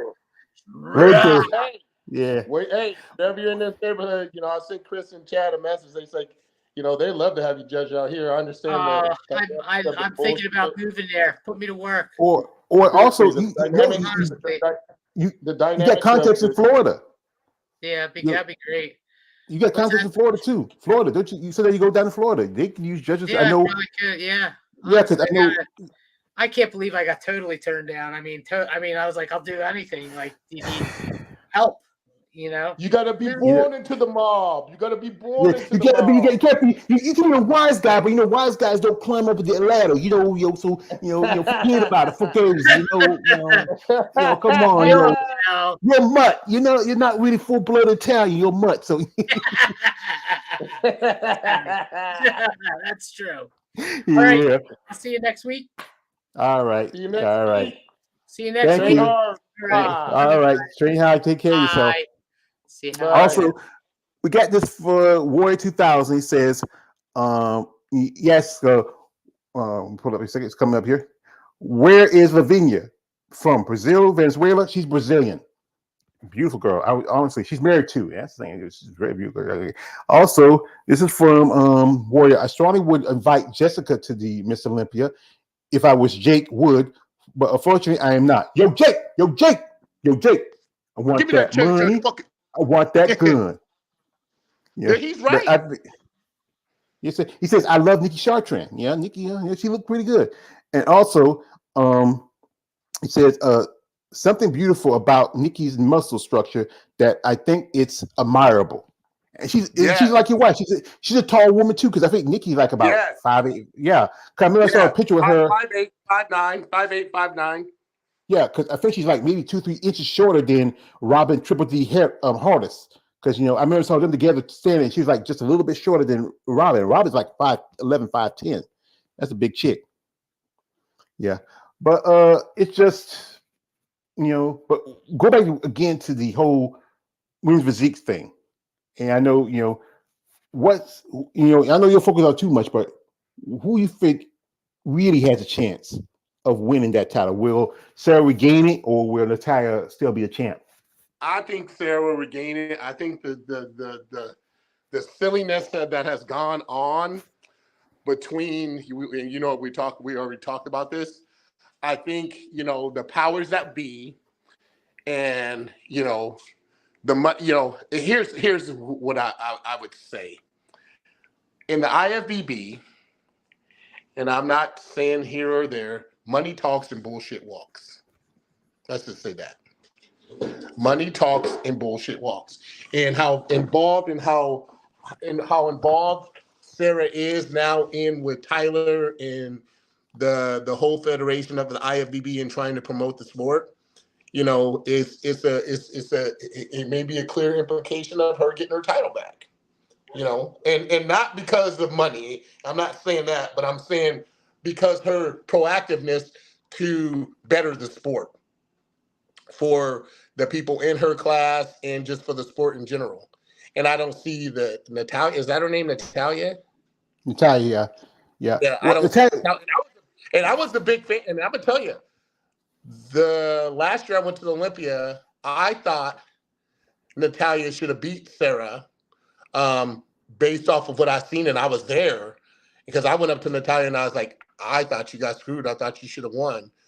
But when it comes to certain things that we do in this sport, it could rub people the wrong way. That's why we have to be careful with our words and careful with our actions, unfortunately, because it can hurt you. And that's what she's dealing with now. I know they've tried to make this rivalry thing between the two of them as of late, when Wings of Strength just did their deal and all that other stuff. But, it's going to be good. But I see, titles have been won and regained again. Whitney lost her title and regained her title back. And I can see the same thing happening here, in my personal opinion. Yeah, because Whitney. I think Whitney had the look that they like a little bit more, very athletic but still very feminine. If you've seen pictures of Missy Trescott, like I've saw her. She posted something, and I follow Missy because she looks too much like she should go not to figure anymore, all the way to streets physique. She, I had that picture with her and Sarah Vilgas, standing together. I got that, still got that, because she is getting to the point where that much muscle density. How can you move? Because and then because you look at someone like Erica Deer. Erica will probably come out of nowhere because Erica's a little smaller. She's not as muscular, but she's still in good condition. I think Mitch should really think about if she's gonna, if she, one thing how we talk about how the women start growing and developing. We start putting on the muscle, you start growing and developing. Either that, you either pull back. Like if you feel like you're getting too big, you don't want to go to women's bodybuilding as a physique competitor, pull back. Do more cardio. The thing. Who did that? Julia, for the one who was what thinks she was a 4-time women's physique champion. Julia was that her name? Yeah, but when I remember when I did the New York Pros, she literally said that she stopped training. She had to stop training because she kept growing. So she stopped doing certain things to come down from, I think she was women's bodybuilding, wasn't she? No, she was never women's bodybuilding. She's always physique. She was figure before, I believe, that then she went up to physique, and she was like the 4-time champion. She had the most wins. I know she was saying to some regards that she had to stop training because she kept growing in order to be successful in women's physique and not, have to transition, which was kind of, I think, faded out at the time, was women's bodybuilding. She had to do that, so, it's some of these girls have to, can you dummy shit down? Yeah, you train, like you say, you do more cardio, you train a little bit less because you're not going to lose the muscle that you have, but to dummy your look down to be, like look at it. The Julie girl, Julia, is that her name? Because she's from my area. Whistle, Julie Whistle. She moved from women's physique. She went from women's physique to women's bodybuilding. Is she going to weather? How is she going to weather in this? From what I've seen, okay, and and I know her, and I'm rooting for her because she's from my neck of the woods. But it's tough. It's just like Teresa when trying to go from women's bodybuilding to women's physique. That didn't fare too well for her, because so there's tricks and there's things you can do to dummy your body down to go one direction or another. But that just takes time. Maya, remember she was in Louisiana, placed dead last, came to Tampa and won because she was actually New York. She won in New York. Yeah, she did. It was she did the New York in Tampa because that was during the COVID. Oh, I forget. Yeah, I forget. Yeah. So Tina was third at that show and Maya won that show. So it can happen. It can happen, and it's just one of those things like what girls are big enough and have conditioning enough, like those pictures you pulled up from Spain when you were talking about Chelsea standing next to the one girl and we're like, oh, which is which? I couldn't tell which girl was the bodybuilder and which girl was the physique girl. Remember the girl, the pictures you pulled up from Spain? I'm like, yeah, Karina Gonzalez. Yeah. We got here a man who's we got here a man who's in the scene of the crime. A troublemaker, a hater. A hater. He can't hate no more. But you know what? I'm Suki Johnson. Like I said, let the haters hate. They can't hate no more. We got here a man, captain of the Starship, better known as KLA, the Wanderer, the Samurai, whatever else. He has multiple identities. You try to be like me. No, I always had that. Yeah. You can't be like me till we grow up. So eat your weeds, son. But so Carol, as you were sitting in the cheap seats, what's your thought on the situation? Because we talked about this the other night. We're now with Christina Mendoza gone, and just joined 10 ladies. And you, like I said, you're still learning. But what's your thoughts as a novice?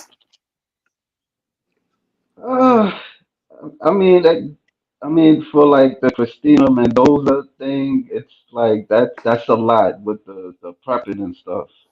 That's like intense. Like like for you to just like extend that preparation, and then maybe it was right for her to quit. That's all I can say about that.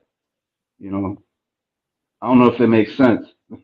Well, that's because here's the thing. That's probably why Natalia didn't do Worlds, because she knew that, dieting down, for Worlds and then having to do it all over again for the Olympia is maybe why she didn't do the Worlds. I don't, it still makes no sense to me. But especially you put application. I know. Yeah. I've watched my wife do it, a diet for a whole year. A whole year, 364 days. So I get it, and it's hard I on couldn't do women's no bodies. bodybuilding. It's hard on my body as a guy, as a guy to Mm-hmm. diet for 3 shows in a year is tough. So people don't Mm-hmm. understand the shit that we go through in order to be able to compete at this level. It is tough. It is super tough. And the diet, like I said earlier, Brett Wilkins, who's the open guy, just made an announcement. We just Well, lost him.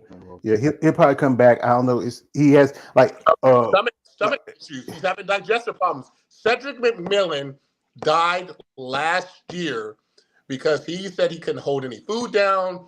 They had gave him all this medication, and he ended up dying because of this digestive tract issues.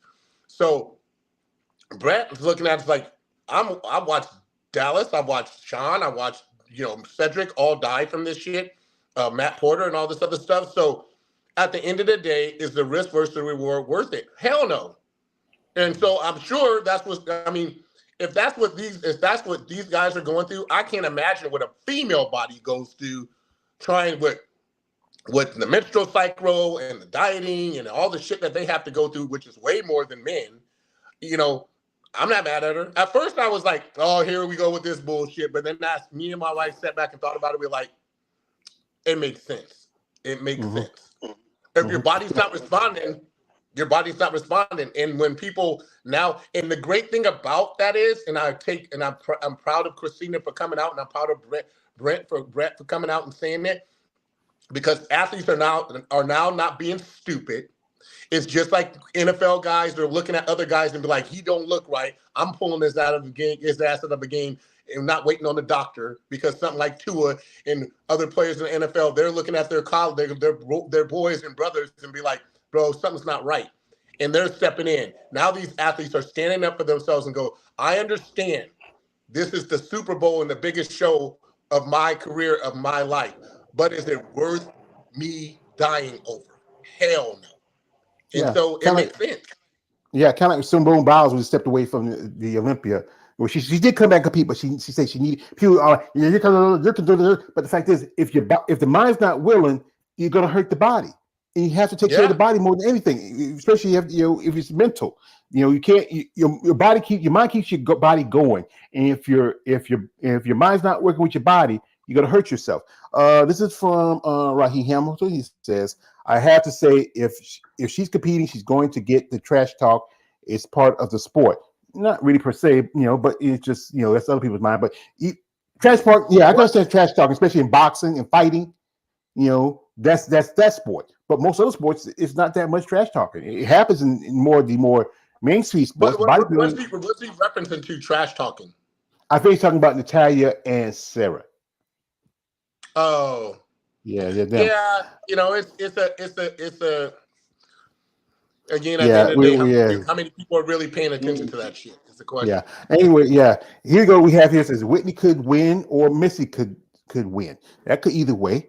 Also, Warrior says this. He says, "My money is on Missy in the fitness division." No, it could be because like I said again, but with Whitney, she has that more feminine look, more aesthetically pleasing, more athletic look. They might want to go with her. The performance part doesn't only count, but like a third of their. Because I remember Anna for me, told me how that the performance part don't count as much as the presentation part.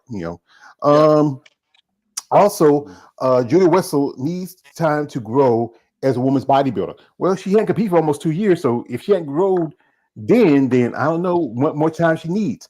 Maybe time she should go into the division while she's competing.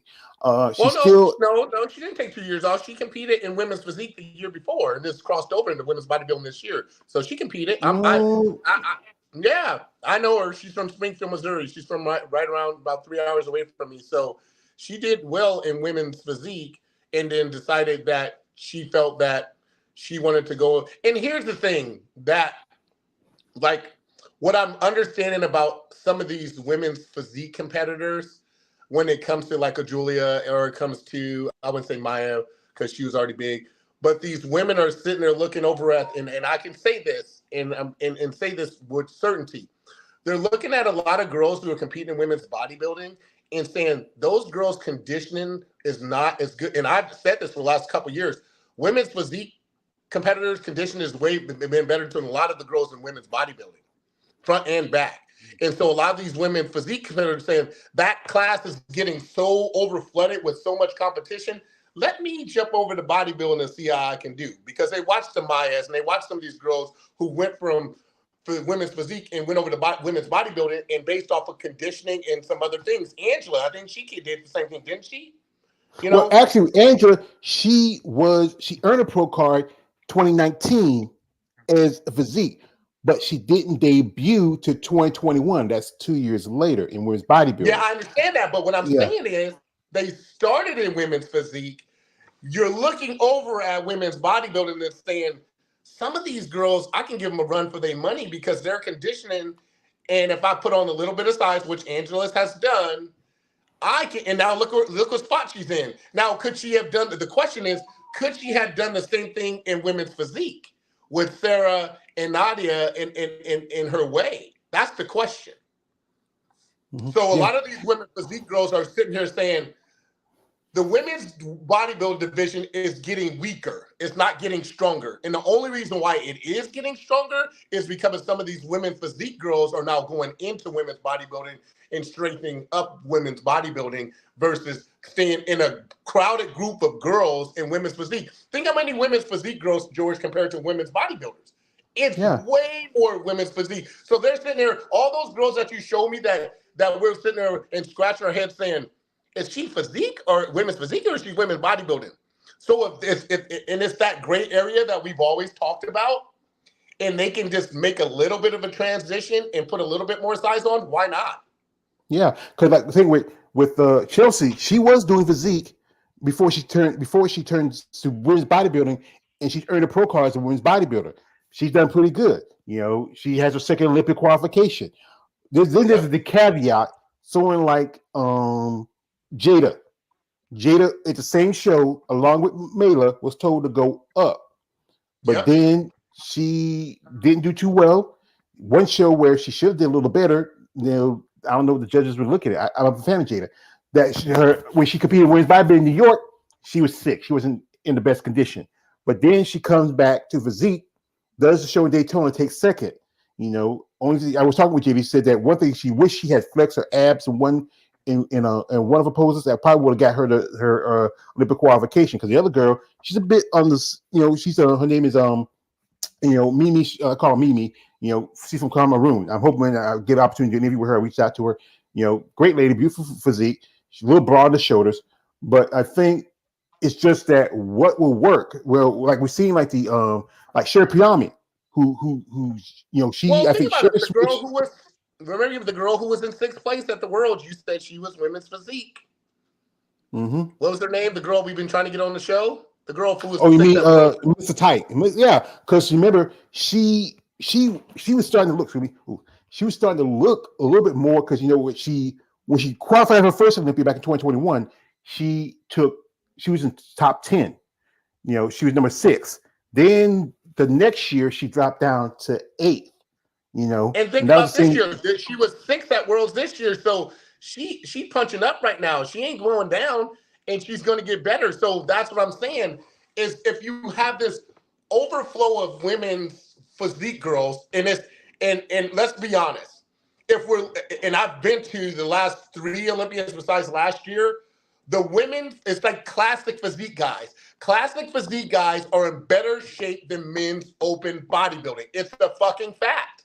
Women physique competitors are in better shape than the women bodybuilders. It's a fact. So and we understand classic physique and women physique is bombarded with so many good athletes that they even talking about Bumstead eventually going over to opens bodybuilding, because for one, how long do you be able to hold on to dieting down, hold on to that weight? That's why you see people like Derek Langford now going from 212 to open, because it's like, how long can I cut weight? That's why Flex Lewis eventually, before he got really sick, was going to go to open, you know, when all these people are moving over, because they're sitting there saying, it's too much work. But now these women physique competitors, and think about it, George, and you know this answer probably better than I do.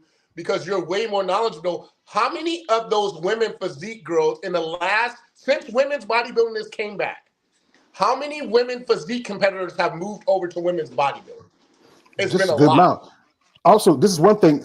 I was talking to one girl one time. She said she brings that fact that a lot of the former bodybuilders who jumped into physique when women's bodybuilding was getting pushed out, where were they supposed to go?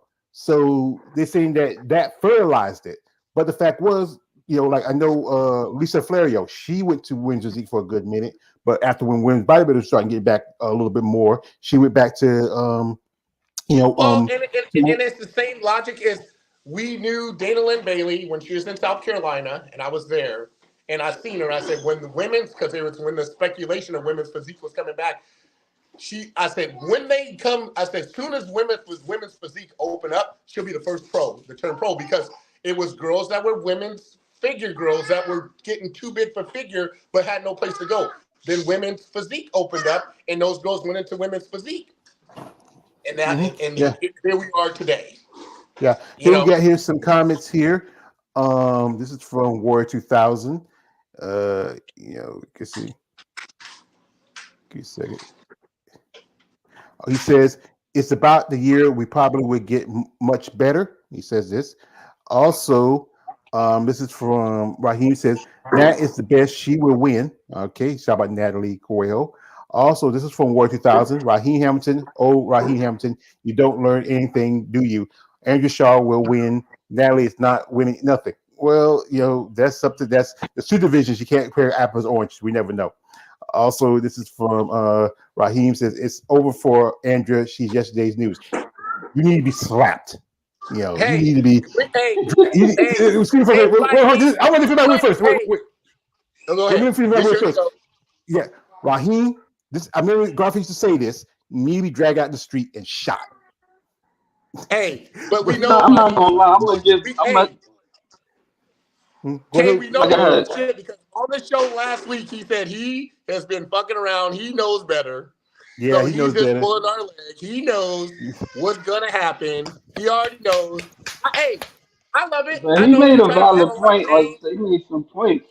He made some good points last week, so I'm gonna give him that. He was saying about how, and Andre Shaw need to do more, promoting himself. So she I does. give him that. Well, the thing is, it's just that people need to reach out to her and offer the opportunity. Also, she also needs people that, like while he's saying, she needs somebody to work with her to help her do that. But she did get an interview with Danielle Willis. She did two.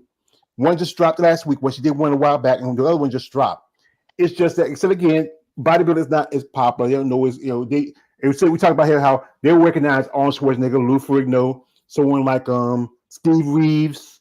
But it's not fair to sit here and sit there and say she needs to do more.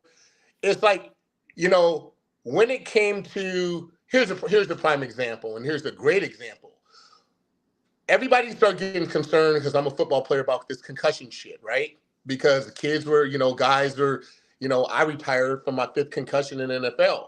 So what did the NFL do? The smartest thing they did is what they created. They created flag football because it's a non-contact sport, and that shit is huge for men and women. The NFL said we have to be proactive because youth football, and I coach youth football, the numbers were dropping because of all this. Parents were concerned about their children getting concussions. So the NFL is like, how do we fix this problem? How do we keep the people in the seats? How do we keep people interested? Because as they say, they go, it's football, then church, not church, then football. So the NFL and this shield and this brand protects themselves. So when we're talking about getting back to this whole Andrea Shaw, promoting herself, that has to do with Jim Mannion. That has to do with Tyler. That has to do with Jake Woods. That has to do with everybody in the whole Wings of Strength in the IFBB family to do this. Weider was a great person who promoted his sport. That's why bodybuilding is what it is today. When everybody thought Joe Weider was fucking nuts about opening up the first gym, and everybody's like, a gym? Who's going to go to the gym and work out? And look where we're at in the world now. At some point in time, Weider understood his dream, his vision, and what he wanted to do. You cannot leave that up to an athlete, especially when they're a world champion. And an Olympia champion and sit here and says, go out and promote yourself. You've made me the champion. So if I'm Patrick Mahomes, who's here in our hometown, the NFL is pushing the Patrick Mahomes, the Jalen Hurts, Joe Burrows, Justin Herbert, because that is their fucking brand. Mm-hmm. Is that. So it has to be the IFBB and the Wings of Strength who are one, and we understand that to a certain degree, push these athletes, men and women, in order to strengthen up their brand and strengthen up their content. Like I have a meeting after I get off the phone with you guys with my sponsors at Titan Nutrition to work on my content for my social media. Because guess what? Yeah. They write me checks. So they're like, okay, let's game plan how we're going to create new content for you, Keith, on social media wise. Because guess what? They're paying me. So they need to do that with Andrea, not Andrea reaching out to them, to create content for Hade, for Andrea, or for the top 5 girls. And saying, like this new thing they're doing with Sarah and Nadia and all these things that they're doing. But that's reaching a small demographic. They need to be bigger and exploit these athletes more, and not in a bad way, in a good way, in order to promote the sport. And they're just not doing that. Yeah. Can I ask a question? Yeah, go ahead. Like you said Joe Weider, right? Like he was promoting bodybuilding when it I would say the eve of the competitiveness and all that stuff. So like my question is like, who's gonna be the next Joe Weider to they can never be the next Joe. I mean, not exactly like Joe Weider, but like follow his Joe Weider got for putting the first black athlete on the cover of his magazine. And that was Sergio when he put him on the cover, and he put him on the cover. How much he got for that shit? Because the other the competition. But he's like, I don't give a shit what you're trying to tell me. My vision is my vision. Mm-hmm. Jake Wood has a team. Jake Wood has a team, and so does the IFBB to a certain degree. That they have these team of people that they need to sit here and says, how are we going to elevate our sport for us and our athletes? And it's just, I've been in this shit for 14 years and I haven't seen much of it. Most of the time, here's a prime example. I remember doing junior nationals one year, and Dave Palumbo was my trainer. And I was like, Dave, I was getting ready for junior nationals, going against Todd Jewell and Sean Allen, 3 top guys. We were super heavyweight. And I knew going into the show that I was going to have to bring more than just my body onto the stage in order to get a dub. Dave Palumbo looked at me and says, your body will speak for itself. I knew that wasn't the case because when you have muscular development behind you, which I end up having behind me, or Flex Magazine and all this other shit, these are the people who promote the athletes to put them in front of the judges and say, this is our guy. Tina can tell you, she's sitting right here. When Dallas McCarver was alive, I did the California Pro. Jim Mannion, Charles, Robin Chang, and one other promoter walked in with Dallas McCarver as all 15 of us other pro athletes was laying there getting ready to go on stage. But they understood who they wanted to win, who was going to win, and who they were promoting to win, because Dallas was the future before, God rest his soul, was supposed to be the new front face of the IFBB and the new kid on the block. They have the power to do that when they want to, but they haven't been proactive in doing that as of late. So we can't sit here and say, Andrea's not doing enough, Hade's not doing enough, because it's not about them anymore. It's about the federation and the brand in which we are paying $275 a pop to competing shows to promote the sport and the athlete. You don't see this shit until they get to Olympia. That's when you see all the banners and the posters and all the shit wrapped around the hotel things and all this other stuff. That's when you see these athletes promoted. Other than that, you don't see it. You just don't. Yeah. So, and good example is something, huh? Yeah, and good example is like, this is one thing. Like I talk about Dana Wife Beater. I call him. This is why I call him Dana Wife Beater. I'm not a big fan of the way he did it with his wife, but he learned for one person who really promoted his athletes, Vincent K. McMahon. Vince pushed Hulk Hogan, and Hulk Hogan became a big star. Then he pushed Stone Cold Steve Austin. Then he pushed The Rock. Now he's pushing Roman Reigns. I think more Hunter now, and just recently Yeah, and recently now you have Jade Cargill who left AEW and going to WWF, WWE. I mean, she's getting the big push. That's what it is. They do the big pushes. They do that to certain wrestlers. The ones they feel like they can, like you can't remember the Undertaker. Can't forget Bret Hitman Hart. Edge when he was doing pretty good. Then he came back. They let him go. We talk about how we talk about Conor McGregor, John Jones. When Ronda Rousey was competing, she was a big push. This is what the difference between Bellator and UFC. UFC would put out things there. They do have these things come together. Bellator, it doesn't do the same because sometimes it's like I want to fight. The question that you're saying there, saying George, is correct. To think about this way, what you just said, which makes all the sense in the world. The Rock wouldn't be the Rock if it wasn't for WWE. Hulk Hogan, Andre the Giant, Ravishing Rick Rude, Macho Man Randy Savage, and the list goes on. They were created by a creative team that says, this is your character, this is what you're going to do, this is your Stone Cold with the beards and all this other shit.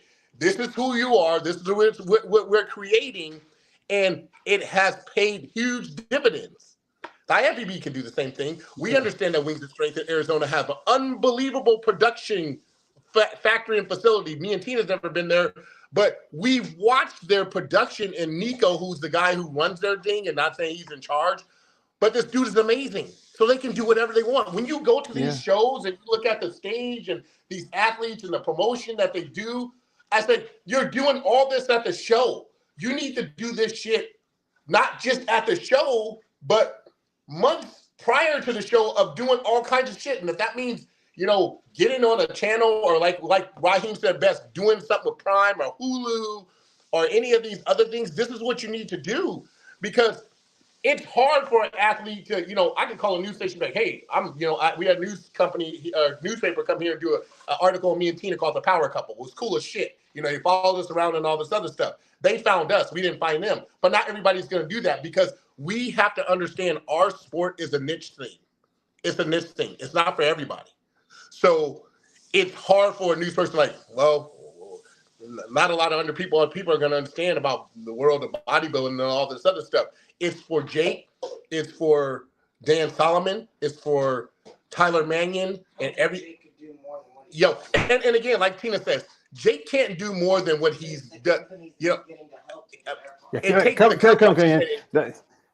not busy. It takes the companies to help Jake promote what he needs to promote, and it's just a tough thing for him. Yeah, because Tina's the only one that shut down Raheem. Also, Raheem saying this. Raheem says Nat going to win is all Madala Rasha or whatever. He still gets my go. Here you go with your bullshit. Yeah, he says Jessica Martin should get an invite to Miss O. I think she does. She should. Her and Nikki, I think they do. I hope they're still in condition. I never said Andrea needs to promote herself. The IFB organization needs to push their champions. Okay, but he says she's not doing enough. But at the same time, and also, this is from Raheem. He says Kai Green should be Mr. O. He has that it factor. But the thing is, even like this is a good example. Even though Alina had that it factor, last week was her birthday. Happy birthday to Alina Popa. Beautiful, great look. I just did a comparison video with her and Angela Yo. Y'all can check it out on my channel. She did have the it factor, but they still awarded the title to Iris Kyle because, like we talk about how Andrea is Andrea and everybody else. And back then it was Iris and everybody else. And here this is from Beast. This is from Hebo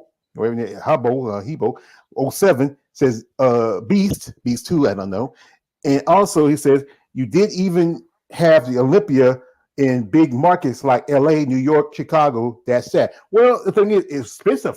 They used to have them. Most time back in the day, they were like different areas. But then because of the cost of the Olympia, they moved it to Vegas. In Vegas, even though it's a small town, it's still kind of a big market count because you just got they picked up Here's the the Raiders. question, Raheem, have you ever been to an Olympia? Because if you go, whether it's, here's the thing. Orlando is a destination place. Vegas is a destination place. So not only are you going to a show, but you can do other shit while you're there. That's why they have it at these particular places. when you go to New York, when I do the New York Pro, it's a fucking nightmare driving and getting places and all this other stuff.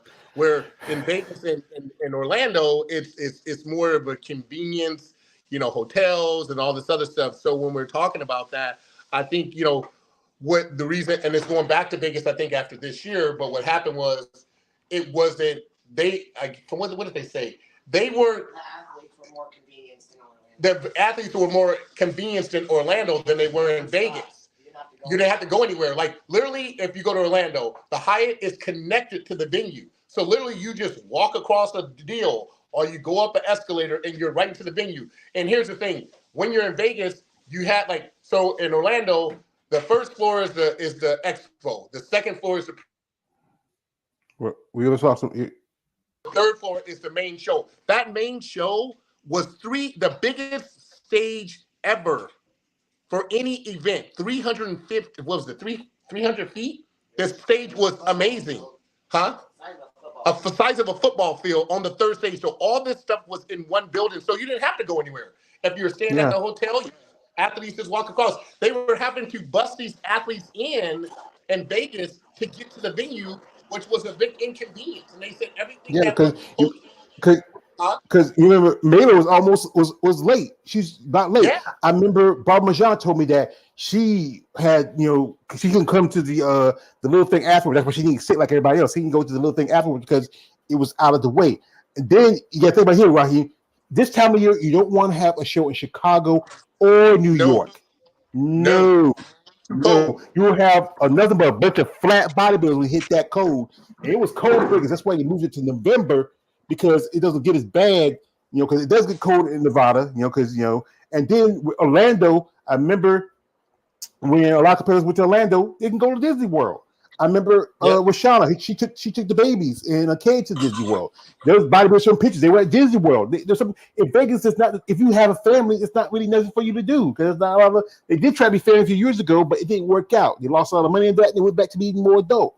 I would say if you do, I wouldn't, you know, Vegas. I keep it in Orlando, or you can always go to Anaheim, where, you know, because bodybuilding really had a great, you know, history in California. You know, Anaheim, you're not that far from Disneyland. You know, you can find the venue that works for there. You know, Vegas, it was great for a long time. People like some of they say just go to the Gator Bar, have fun, hook up with the Smokes, stuff like that.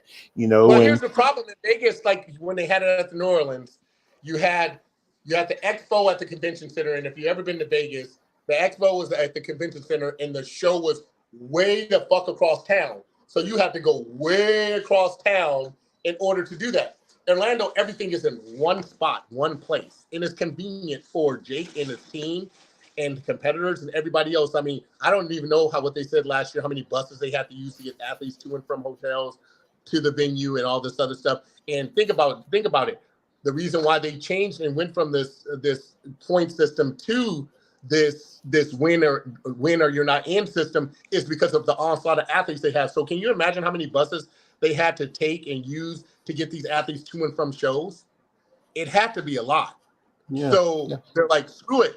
We're going to do, you either win a show or you don't win a show, and that's how you're going to get into a show, because then that alleviates one of the problems with that as well. And they said that, from what I understand, if they said everything that happened at the Olympia in Vegas last year was a big inconvenience for the promoters. Yeah. And the thing is also, point systems, it's only 3 people. Sometimes you might have people drop out. So that you can think about it. You have 10 divisions. That means that's 30 people. But then here's the thing is, you have umpteen shows. You're just losing maybe, if you think about divisions like bikini, men's classic, figure, you're just losing maybe 12, 14 people from those shows. Those, you know, like, let's see. So the count out bodybuilding, count out physique, that's 6. Then the other, you know, that's 24 people that you're just losing from, like men's open 212, classic, but I'm saying, you know, 24. So, but then the problem is you have more shows for those shows. If you're going by numbers, you have more shows. Yeah, I want to understand like the point system that y'all talking about. Like, it kind of throwing me off. I know y'all you explained it, but Can you tell me Well, about But the here's the point thing, just like Tina was saying, think about it this way. So we know the top 5 girls at the Worlds are already qualified, correct? They all won their shows, respectively top won their three. shows. Huh? It's no longer Well, top 5. no, It's I'm like saying what I'm saying is at the World Championships, all those girls who were in the top 5 won their shows or were in the top 3 at the Olympia. So they're yeah. already in. That Mm-hmm. sixth girl, like they did Irene, that sixth girl that's I keep forgetting her name. Melissa. Melissa, she automatically gets that qualification because of default. It's just like sitting there saying like like at Masters Nationals or Masters show, like girls can do 2 classes. So they win. So and we've seen this. They've won women's physique or they won women's figure. Then they go over the women's physique, and Miriam can attest to this. Marianne can attest to this, and they go over to women's physique and win women's physique. You can't get 2 pro cards. You can only get 1, so you have to make a decision. Then by default, the person who places second gets that pro card because you already got a pro card. You don't need 2. You only need 1. When we fill out our applications, they say, what division are you in? What are you competing in? So right now, even though I'm an IFBB Pro Opens men bodybuilder, if I wanted to drop down fucking 50 pounds and go to men's physique or classic physique, I could because I'm already a pro. I just changed classes. So what I'm saying is, if all 5 of those girls are in already, why not give it to the 6th girl? Then we are not having this discussion or much of this discussion. You know what I'm saying? Or you have 5 girls, but and nobody could ever predict it that Christina Mendoza was going to drop out. But you sit here and say, okay, we have to do something as far as if these 5 girls are already qualified and we only really got 11 girls doing the show, where do we find those other girls at? Like a Jessica Martin, like a, Nikki, et cetera, to at least get the class up to like 15. Because how many guys are in open men's bodybuilding? I don't know. But at least get the class to 15. I don't think 15 is asking too much for women's bodybuilding. Yeah. I say like to bring it back to top 5 like it was before. Next year, they'll probably do it next year. And then qualification, you bring back the point system. But his thing is, when you have 100, like 1,000 shows for women's for bikini, 1,000 for wellness, like another 50,000 for men's classic and men's physique. You have all these promoters have all these shows. Then that's the higher number. It's not because women's bodybuilding has fewer shows, but then again, but you have these other divisions have more shows. What we talked about earlier is doing just women's fitness and women's bodybuilding, because you have to sit there and say, where's our lowest numbers at? Where's our lowest numbers as far as our sport as a whole is, which we know is women's bodybuilding and women's fitness. So that's the exception to the rule type of thing. Because even the point system is a fucking cutthroat situation. My wife lost her Olympia qualification by 1 point. And that's because Teresa beat Rashawn Boswell. Teresa beat Boswell. Tina needed 1 point. Because she was 3rd, she missed out on Olympia by 1 point. So it's a cutthroat shit too. So it's not as easy as people saying, by points, because she missed it by the hair of her chinny chin chin. And hopefully she'll get the opportunity to get back there. But, as we say, hope, and I believe that she will. But again, it's tough to sit back and say, fuck, I missed out. Think about it, guys. I missed out on the Olympia by 1 point because one girl, they flip-flopped 2 girls, and I got pumped out by 1 point. You know how fucking hard that pill is to swallow? Yeah, because I think she didn't do Tampa. She did Tampa and she got enough. She probably would have made far, but she skipped Tampa that year. I remember we tell you that interview. She said she regrets skipping Tampa. But we're talking about how hard it is on women to do this shit over and over, because it's not about about resources at this point in time. It's like, how hard can you push your body to do this shit over and over and over again? And then sit there and say, okay, I pushed myself to the limits, and now I have to get ready for the Olympia. And to go into the Olympia, and I think that's what Christina did, what she did. She's like, I pushed myself hard to get there, but now that I'm there, my body's not responding. So what do? Go to Olympia anyway and look like ass and just show up to show up? or do I want to go there and be competitive? Yeah, That's the question that athletes are asking themselves. Well, we have here. This is from Bo. I'm calling Bo. He says, "Heart the channel." Thank you, Bo. Also, this is from our man Raheem. He says, "George Keith, what restrictions does the organization has on her?" I don't know what restrictions he's talking about. If none, they are doing little to nothing. Then as a champion, it's up to them to promote the sport so people know who the champions is. He's talking about the whole thing with the we talked about earlier. Also, this is for Burdar, and he says this. He says, "Man, let Captain speak. Man, words come on." So we'll give a little floor to my man KL because he's still a bit of a novice. So as you were you about to say, KL? No, I was just asking, like, when you talk about the point system, is it like boxing, No, like no, no, when no. It doesn't they work like when that. they doing It the work. posing or something? No, Like no. how The point does system. that? The point system works like this. It's how you place at a show. The point system goes by the level of the show. You have a show that will give you, if you get second place, which is will give you 8 points. Then you go down from 8, 7, 6, and to 5. It stops at. Hold It on, stops at. hold on, George. Let's correct this. Let's correct this. When you Okay. do these shows, so like the New York Pro and the Tampa and the Chicago, those are, and people have to understand this, those are tier 1 shows. So the New York, Chicago, Tampa are tier 1 shows. Then you have like Toronto and like Omaha are maybe tier 2 shows. So the points are higher or value higher at their tier 1 shows. So like George said, 8, 6, 5, 3, whatever. Then you have the tier 2 shows, and it's for men, open, and women. So then instead of getting 8, it may be 5, 4, 3, 2, or 1. So that's how this works. So there's tiers. There's tier 1, tier 2, and tier 3 shows that you can do in order to get a qualification. If you win any of those shows, you're already in. But if you place second, third, fourth, or fifth, you get X amount of points towards your qualification. But there's tiers to these shows. They're not all the same. There's 3 tiers to these shows. So it's like having like gold, silver, and bronze. It's the same thing. Yeah, because For I remember bodybuilding, the this. points are Yeah, different. So it yeah. all depends what show you So do they and they how you do that show. Go so ahead. they have to have like a certain placement in one show, and then they go to another show. It's Well, if like they they'll have like a higher placement or something like that. like this, it's like this. If they win a show, if it's the first tier Yeah. show, if How they many win that points did show, you have? they go to Olympia.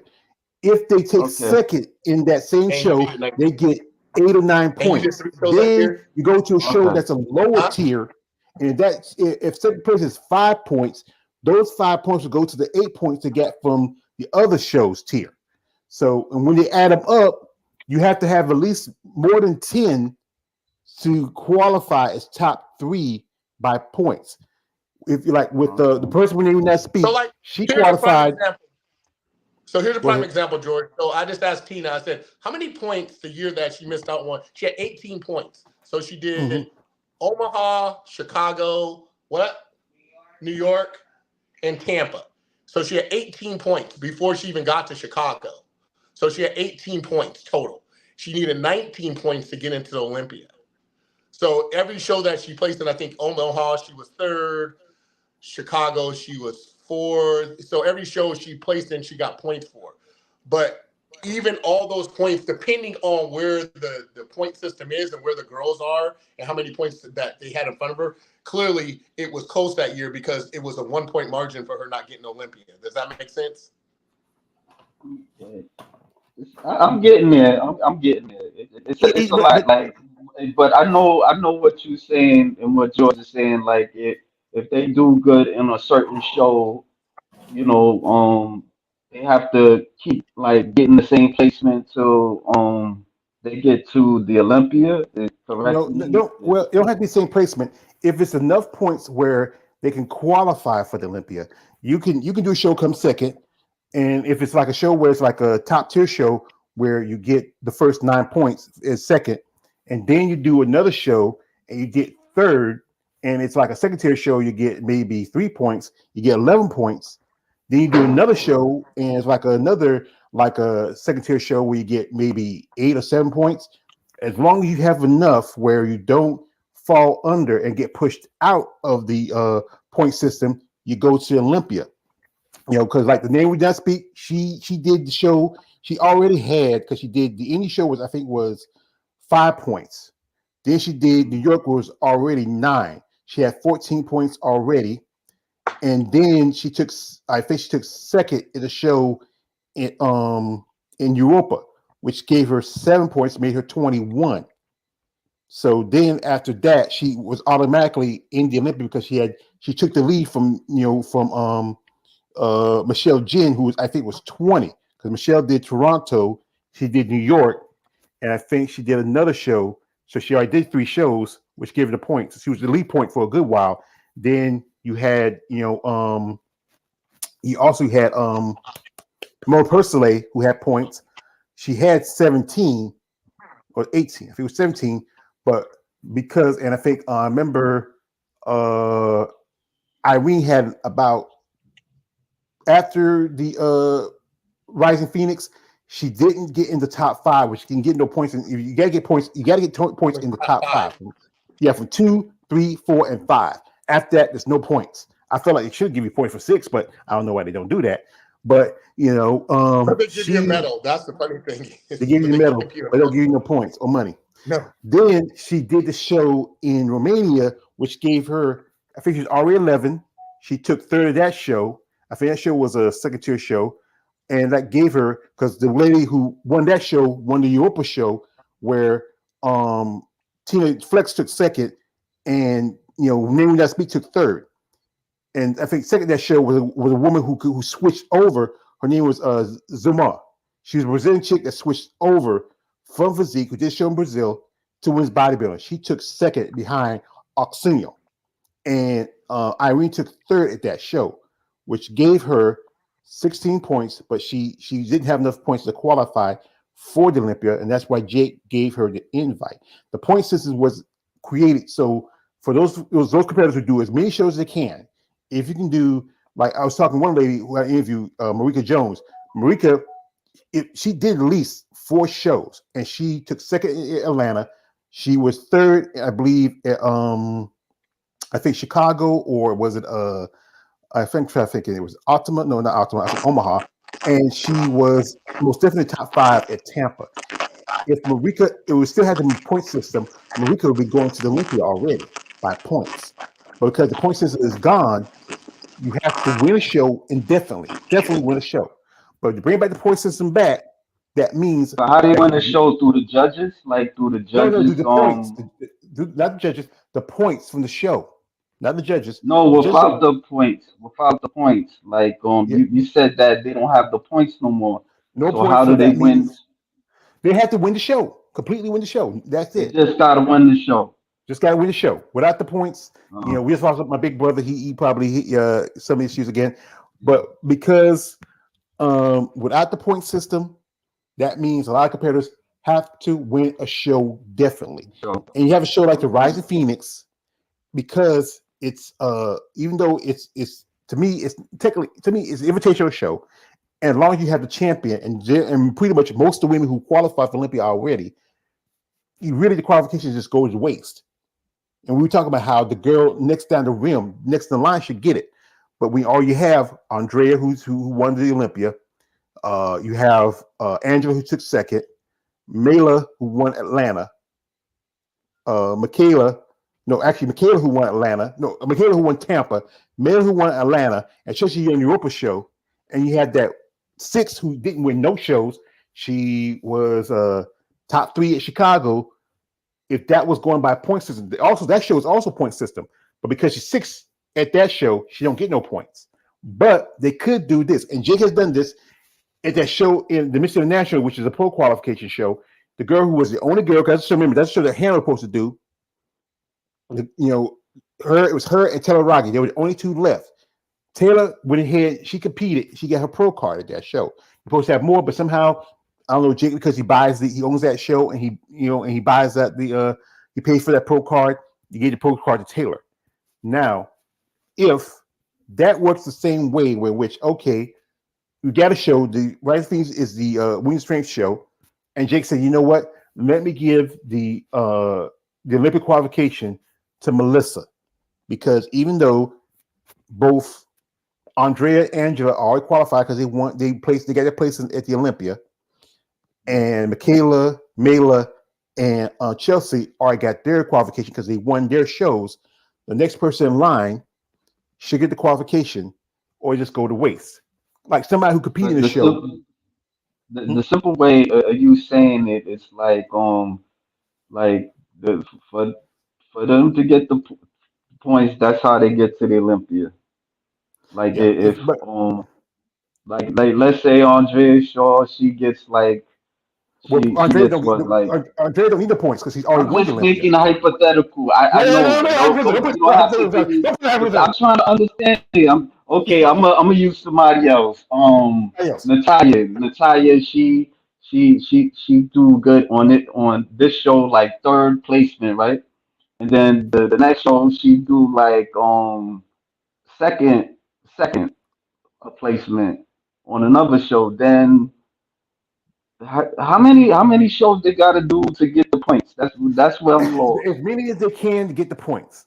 They As have to at many least as they have enough can to get the points. get the points. All But like I right, said, all right. if they can do at least, sometimes it's depending on the tier of the show. If it's the first tier show, we have 9 points. If it's a second tier, if it's a second tier show, you can get 7 or 8. And we get a lower tier show, like something, you might get 4 or 5.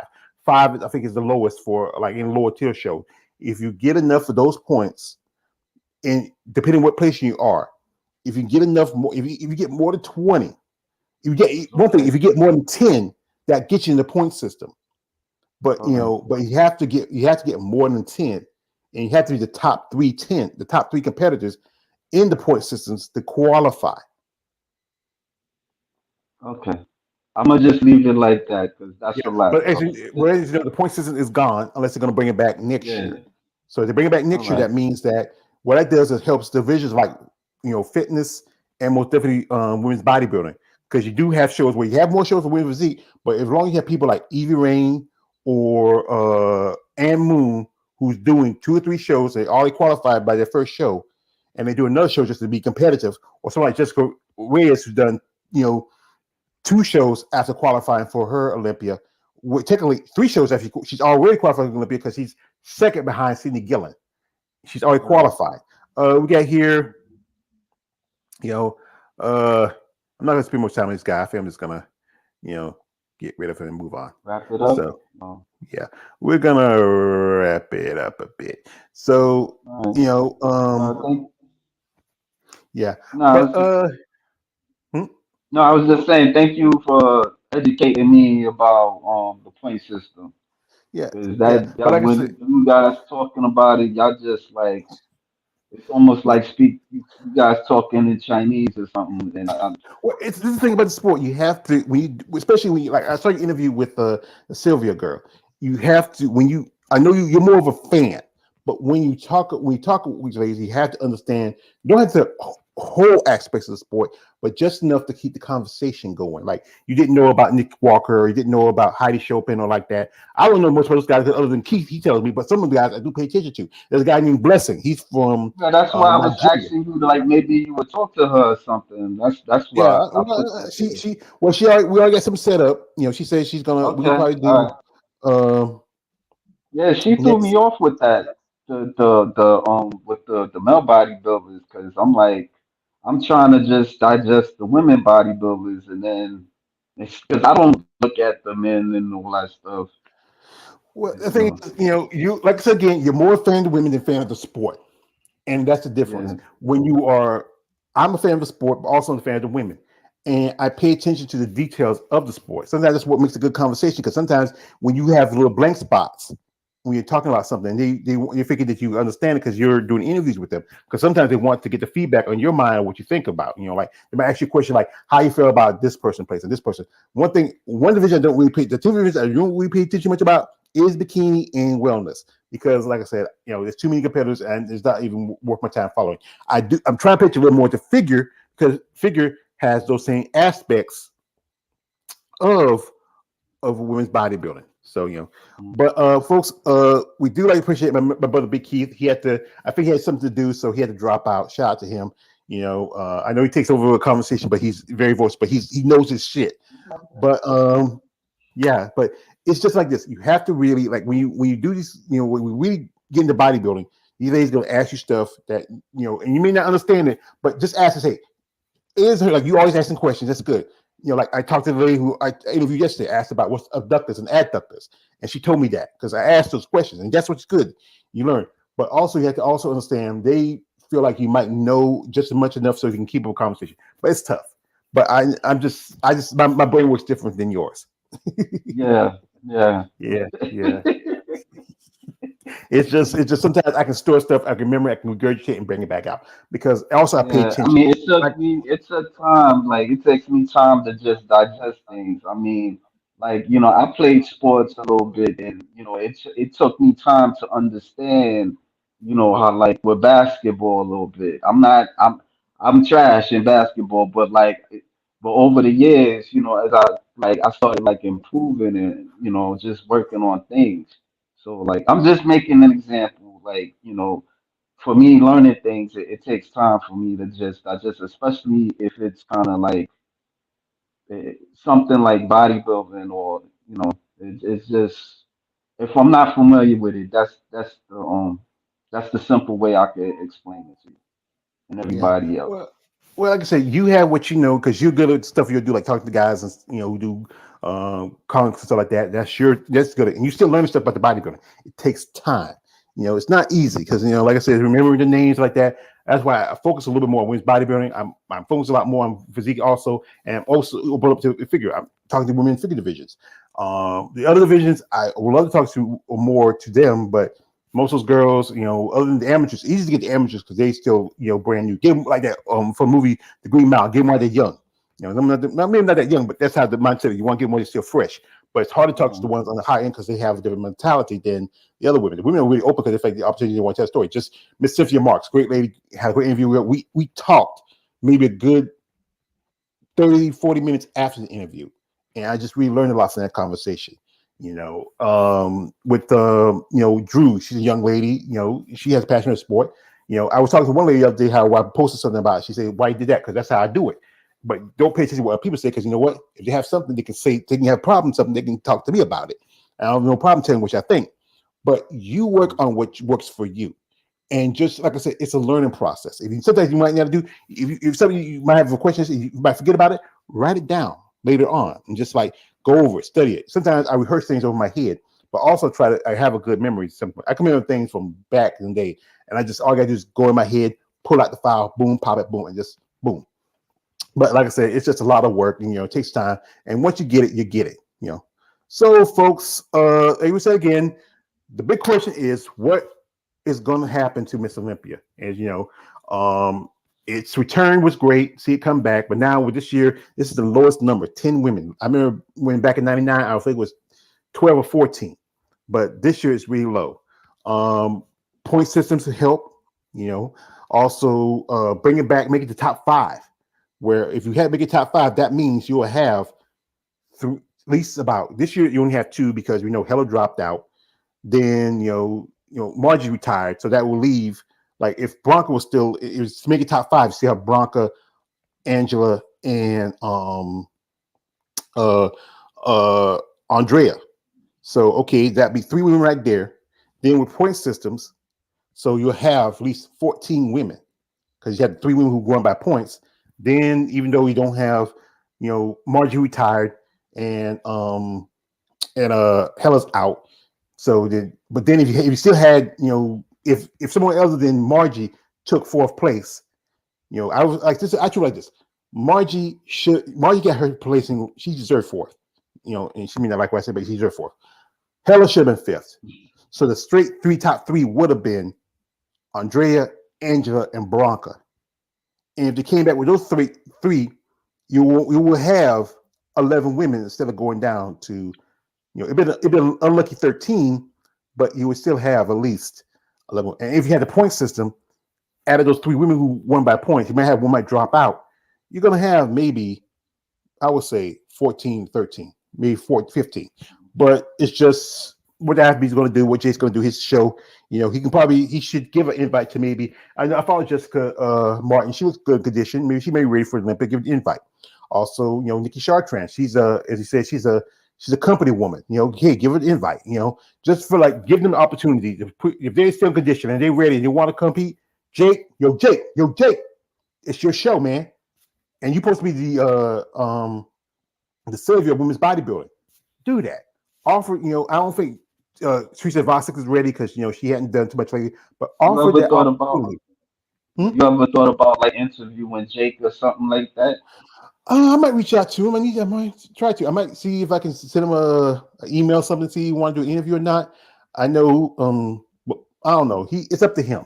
Because sometimes you can send out something, it's up to them. I know he's a busy man. He had 500,000 people on his ear talking. And if I know I hope he has the time he does. But I think I might see. I follow him on IG. I might send a request to him, see if he wants to do an interview or not. He invited Glenn of female for Fitness Amazon magazine to come over there and go look at Glenn. Shout out to him. He's going to do a photo session. If any of you ladies out do follow my channel and you're interested in maybe do a photo session, Glenn does pay the pros, but the amateurs they have to pay. So if you're a top level pro, who want to do a photo session for the Fitness Amazon Fitness magazine, reach out to Glenn. Go over to his IG, Amazon Fitness magazine on IG. Also, or you can go to Glenn Young, or he also has his own photographic company where he does photo shoots. I know one lady talked about she wants to do a photo shoot, but she wants to do something more like with dress and stuff like that. When you do something like that, it's best to maybe hire somebody who's more professional in that round, because most of those guys who do photo shoots for the women, they mostly like to do the material that you use to sell on their websites, to beat the meat stuff. That's what they want to use. Something dresses, they're not going to do too much of that. I heard they don't pay them enough. Yeah, the women enough. I don't know from what's the name. Donna. Yeah, she told me that. Yeah, I know. She told me that.